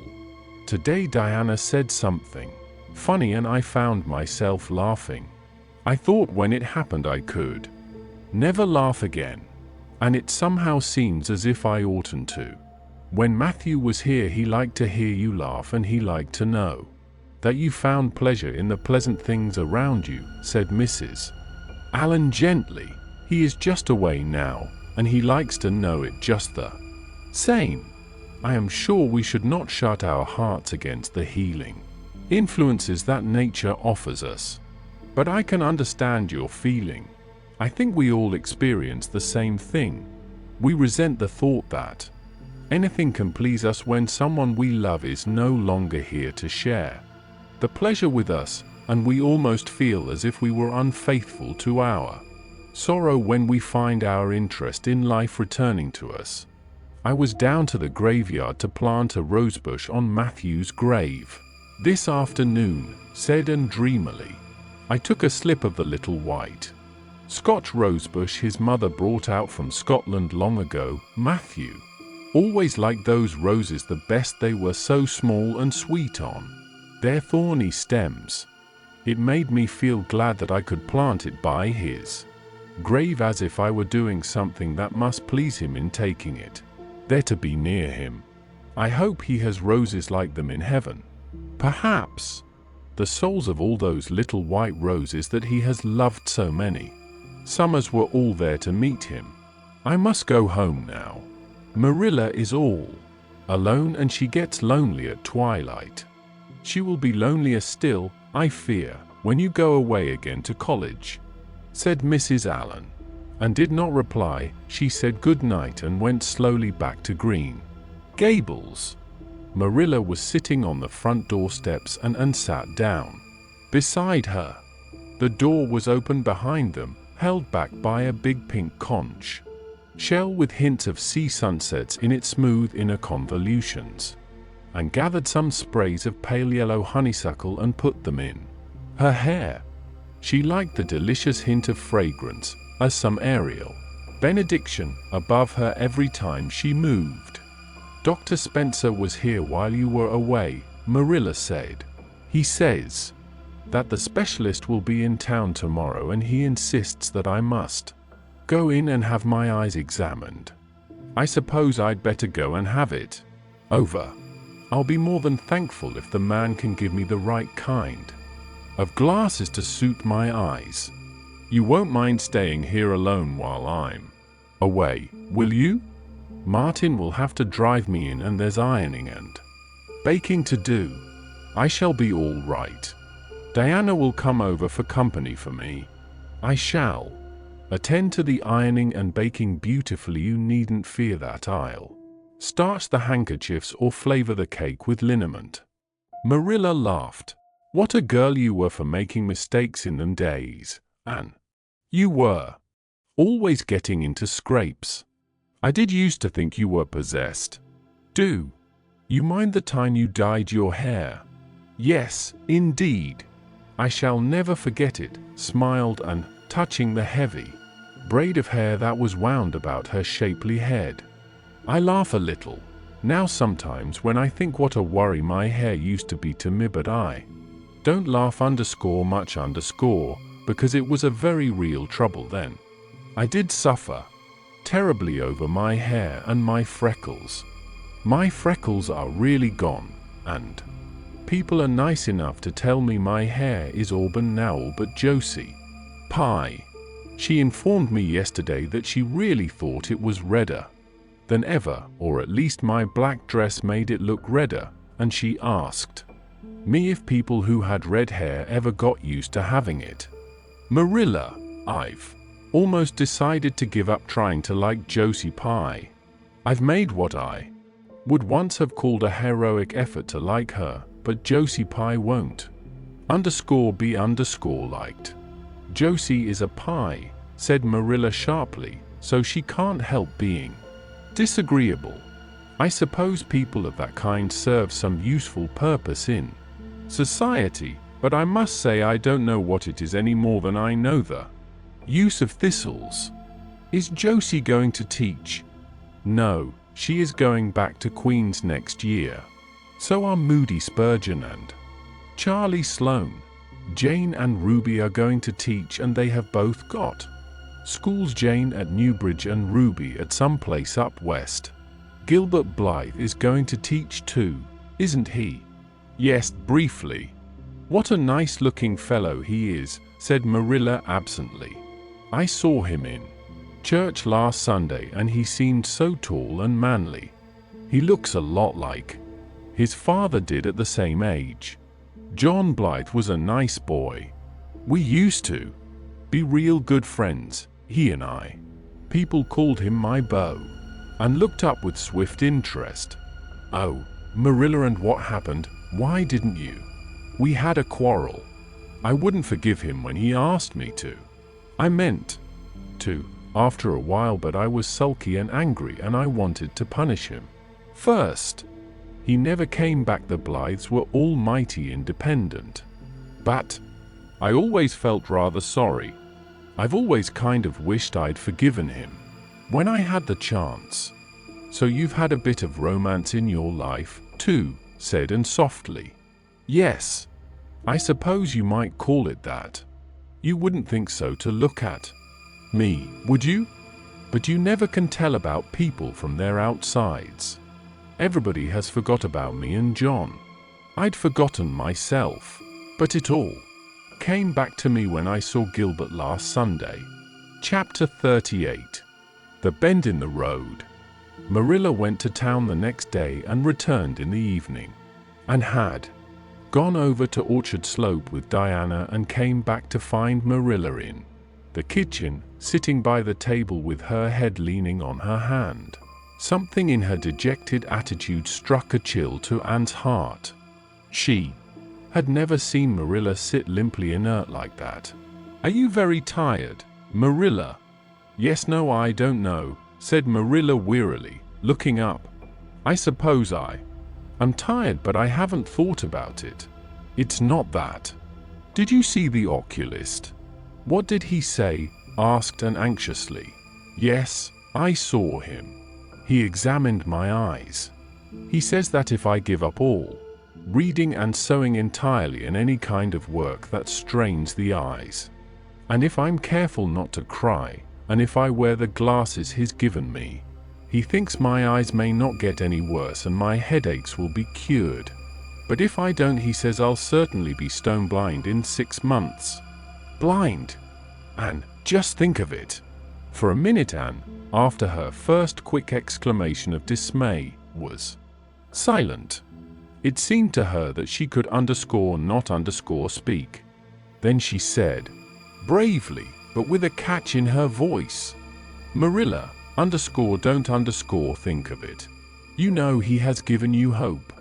If you are careful, you won't lose your sight altogether, and if his glasses cure your headaches, it will be a great thing. I don't call it much hope, said Marilla bitterly. What am I to live for if I can't read or sew or do anything like that? I might as well be blind or dead. And as for crying, I can't help that when I get lonesome. But there, it's no good talking about it. If you'll get me a cup of tea, I'll be thankful. I'm about done out. Don't say anything about this to anyone for a spell yet, anyway. I can't bear that folks should come here to question and sympathize and talk about it. When Marilla had eaten her lunch and persuaded her to go to bed, then Anne went herself to the east gable and sat down by her window in the darkness alone with her tears and her heaviness of heart. How sadly Things had changed since she had sat there the night after coming home. Then she had been full of hope and joy, and the future had looked rosy, with promise, and felt as if she had lived years since then. But before she went to bed, there was a smile on her lips and peace in her heart. She had looked her duty courageously in the face and found it a friend as duty ever is when we meet it frankly. One afternoon a few days later, Marilla came slowly in from the front yard where she had been talking to a caller, a man whom Anne knew by sight as Sadler from Carmody, and wondered what he could have been saying to bring that look to Marilla's face. What did Mr. Sadler want, Marilla? Marilla sat down by the window and looked at Anne. There were tears in her eyes in defiance of the oculist's prohibition, and her voice broke as she said, "He heard that I was going to sell Green Gables and he wants to buy it." Buy it? Buy Green Gables? And wondered if she had heard aright. "Oh, Marilla, you don't mean to sell Green Gables?" "And I don't know what else is to be done. I've thought it all over. If my eyes were strong, I could stay here and make out to look after things and manage with a good hired man. But as it is, I can't. I may lose my sight altogether, and anyway, I'll not be fit to run things. Oh, I never thought I'd live to see the day when I'd have to sell my home. But things would only go behind worse and worse all the time, till nobody would want to buy it. Every cent of our money went in that bank. And there's some notes Matthew gave last fall to pay. Mrs. Lynde advises me to sell the farm and board somewhere with her, I suppose. It won't bring much, it's small and the buildings are old, but it'll be enough for me to live on, I reckon. I'm thankful you're provided for with that scholarship, Anne. I'm sorry you won't have a home to come to in your vacations, that's all, but I suppose you'll manage somehow." Marilla broke down and wept bitterly. "You mustn't sell Green Gables," said Anne resolutely. "Oh, Anne, I wish I didn't have to. But you can see for yourself. I can't stay here alone. I'd go crazy with trouble and loneliness. And my sight would go, I know it would. You won't have to stay here alone, Marilla. I'll be with you. I'm not going to Redmond." "Not going to Redmond?" Marilla lifted her worn face from her hands and looked at Anne. "Why, what do you mean?" "Just what I say. I'm not going to take the scholarship. I decided so the night after you came home from town. You surely don't think I could leave you alone in your trouble, Marilla, after all you've done for me. I've been thinking and planning. Let me tell you my plans. Mr. Barry wants to rent the farm for next year, so you won't have any bother over that. And I'm going to teach. I've applied for the school here, but I don't expect to get it, for I understand the trustees have promised it to Gilbert Blythe. But I can have the Carmody school, Mr. Blair told me so last night at the store. Of course, that won't be quite as nice or convenient as if I had the Avonlea school, but I can board home and drive myself over to Carmody and back in the warm weather at least. And even in winter I can come home Fridays. We'll keep a horse for that. Oh, I have it all planned out, Marilla, and I'll read to you and keep you cheered up. You shan't be dull or lonesome, and we'll be real cozy and happy here together, you and I." Marilla had listened like a woman in a dream. "Oh, and I could get on real well if you were here, I know. But I can't let you sacrifice yourself so for me. It would be terrible." "Nonsense," Anne laughed merrily. "There is no sacrifice. Nothing could be worse than giving up Green Gables. Nothing could hurt me more. We must keep the dear old place. My mind is quite made up, Marilla. I'm _not_ going to Redmond. and I'm going to stay here and teach. Don't you worry about me a bit, but your ambitions and I'm just as ambitious as ever. Only, I've changed the object of my ambitions. I'm going to be a good teacher and I'm going to save your eyesight. Besides, I mean to study at home here and take a little college course all by myself. Oh, I've dozens of plans, Marilla. I've been thinking them out for a week. I shall give life here my best, and I believe it will give its best to me in return. When I left Queens, my future seemed to stretch out before me like a straight road. I thought I could see along it for many a milestone. Now there is a bend in it. I don't know what lies around the bend, but I'm going to believe that the best does. It has a fascination of its own, that bend, Marilla. I wonder how the road beyond it goes, what there is of green glory and soft, checkered light and shadows, what new landscapes, what new beauties, what curves and hills and valleys further on. I don't feel as if I ought to let you give it up, said Marilla, referring to the scholarship. But you can't prevent me. I'm 16 and a half, obstinate as a mule, as Mrs. Lynde once told me, laughed Anne. Oh, Marilla, don't you go pitying me. I don't like to be pitied, and there is no need for it. I'm heart glad over the very thought of staying at dear Green Gables. Nobody could love it as you, and I do, so we must keep it. You blessed girl, said Marilla, yielding. I feel as if you'd given me new life. I guess I ought to stick out and make you go to college, but I know I can't, so I ain't going to try. I'll make it up to you though. Anne, when it became noised abroad in Avonlea that Anne Shirley had given up the idea of going to college and intended to stay home and teach there, was a good deal of discussion over it. Most of the good folks, not knowing about Marilla's eyes, thought she was foolish. Mrs. Allen did not. She told, and so in approving words that brought tears of pleasure to the girl's eyes. Neither did good Mrs. Lynde. She came up one evening and found Anne and Marilla sitting at the front door in the warm, scented summer dusk.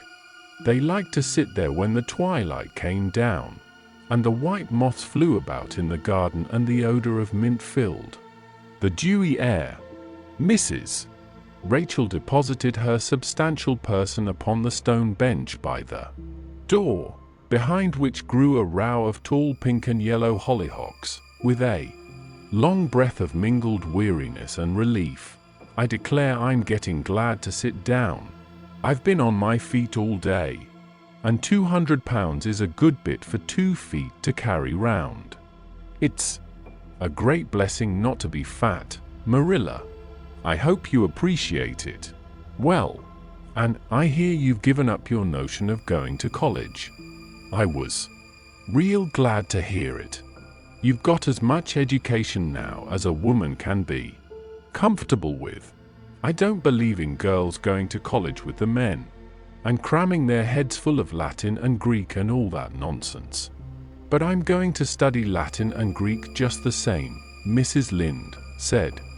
And laughing, I'm going to take my arts course right here at Green Gables and study everything that I would at college. Mrs. Lynde lifted her hands in holy horror. And Shirley, you'll kill yourself. Not a bit of it. I shall thrive on it. Oh, I'm not going to overdo things. As a Josiah Allen's wife says, I shall be a medium. But I'll have lots of spare time in the long winter evenings, and I've no vocation for fancy work. I'm going to teach over at Carmody, you know. I don't know it. I guess you're going to teach right here in Avonlea. The trustees have decided to give you the school. Mrs. Lynde cried, and springing to her feet in her surprise. Why, I thought they had promised it to Gilbert Blythe. So they did. But as soon as Gilbert heard that you had applied for it, He went to them. They had a business meeting at the school last night. And told them that he withdrew his application and suggested that they accept yours. He said he was going to teach at White Sands. Of course, he knew how much you wanted to stay with Marilla, and I must say I think it was real kind and thoughtful in him. That's what. Real. Self-sacrificing, too, for he'll have his board to pay at White Sands. And everybody knows he's got to earn his own way through college. So the trustees decided to take you. I was tickled to death when Thomas came home and told me. I don't feel that I ought to take it, murmured Anne. I don't think I ought to let Gilbert make such a sacrifice for me. I guess you can't prevent him now. His signed papers with the White Sands trustees. So it wouldn't do him any good now if you were to refuse. Of course you'll take the school. You'll get along all right. Now that there are no pies going. Josie was the last of them, and a good thing she was, that's what. There's been some pie or other going to Avonlea School for the last 20 years, and I guess their mission in life was to keep school teachers reminded that Earth isn't their home. Bless my heart. What does all that winking and blinking at the Barry Gable mean? Diana is signaling for me to go over, laughed Anne. We keep up the old custom. Excuse me while I run over and see what she wants. And ran down the clover slope like a deer and disappeared in the furry shadows of the haunted wood. Mrs. Lynde looked after her indulgently. There's a good deal of the child about her yet in some ways. There's a good deal more of the woman about her in others, retorted Marilla with a momentary return of her old crispness. But crispness was no longer Marilla's distinguishing characteristic. As Mrs. Lynde told her Thomas that night, Marilla Cuthbert has got _mellow_. That's what. And went to the little Avonlea graveyard the next evening to put fresh flowers on Matthew's grave and water the Scotch rosebush. She lingered there until dusk, liking the peace and calm of the little place, with its poplars whose rustle was like low, friendly speech, and its whispering grasses growing at will among the graves. When she finally left it and walked down the long hill that sloped to the Lake of Shining Waters, it was past sunset and all Avonlea lay before her in a dreamlike afterlight, a haunt of ancient peace. There was a freshness in the air as of a wind that had blown over honey-sweet fields of clover. Home lights twinkled out here and there among the homestead trees. Beyond lay the sea, misty and purple, with its haunting, unceasing murmur. The west was a glory of soft mingled hues, and the pond reflected them all in still softer shadings. The beauty of it all thrilled Anne's heart, and she gratefully opened the gates of her soul to it. "Dear old world," she murmured, "you are very lovely, and I am glad to be alive in you." Halfway down the hill a tall lad came whistling out of a gate before the Blythe homestead. It was Gilbert, and the whistle died on his lips as he recognized Anne. He lifted his cap courteously, but he would have passed on in silence if Anne had not stopped and held out her hand. "Gilbert," she said, with scarlet cheeks, "I want to thank you for giving up the school for me. It was very good of you, and I want you to know that I appreciate it." Gilbert took the offered hand eagerly. "It wasn't particularly good of me at all, Anne. I was pleased to be able to do you some small service. Are we going to be friends after this? Have you really forgiven me my old fault?" Anne laughed and tried unsuccessfully to withdraw her hand.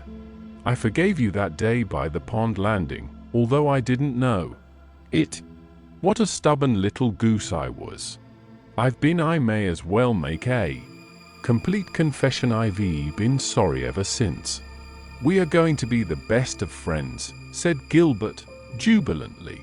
"We were born to be good friends, Anne.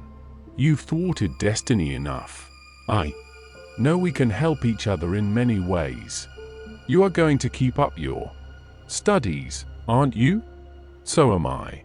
Come, I'm going to walk home with you. Marilla looked curiously at Anne when the latter entered the kitchen. Who was that came up the lane with you, Anne? Gilbert Blythe, answered Anne, vexed to find herself blushing. I met him on Barry's Hill.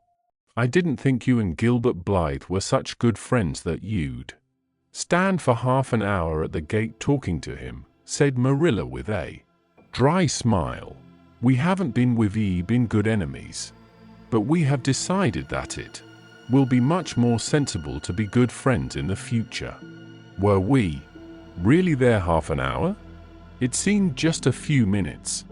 But, you see, we have 5 years lost conversations to catch up with, Marilla, and sat long at her window that night companioned by a glad content. The wind purred softly in the cherry boughs, and the mint breaths came up to her. The stars twinkled over the pointed firs in the hollow, and Diana's light gleamed through the old gap. Anne's horizons had closed in since the night she had sat there after coming home from Queen's, but if the path set before her feet was to be narrow, she knew that flowers of quiet happiness would bloom along it. The joy of sincere work and worthy aspiration and congenial friendship were to be hers. Nothing could rob her of her birthright of fancy or her ideal world of dreams. And there was always the bend in the road. God's in his heaven, all's right with the world, whispered Anne softly.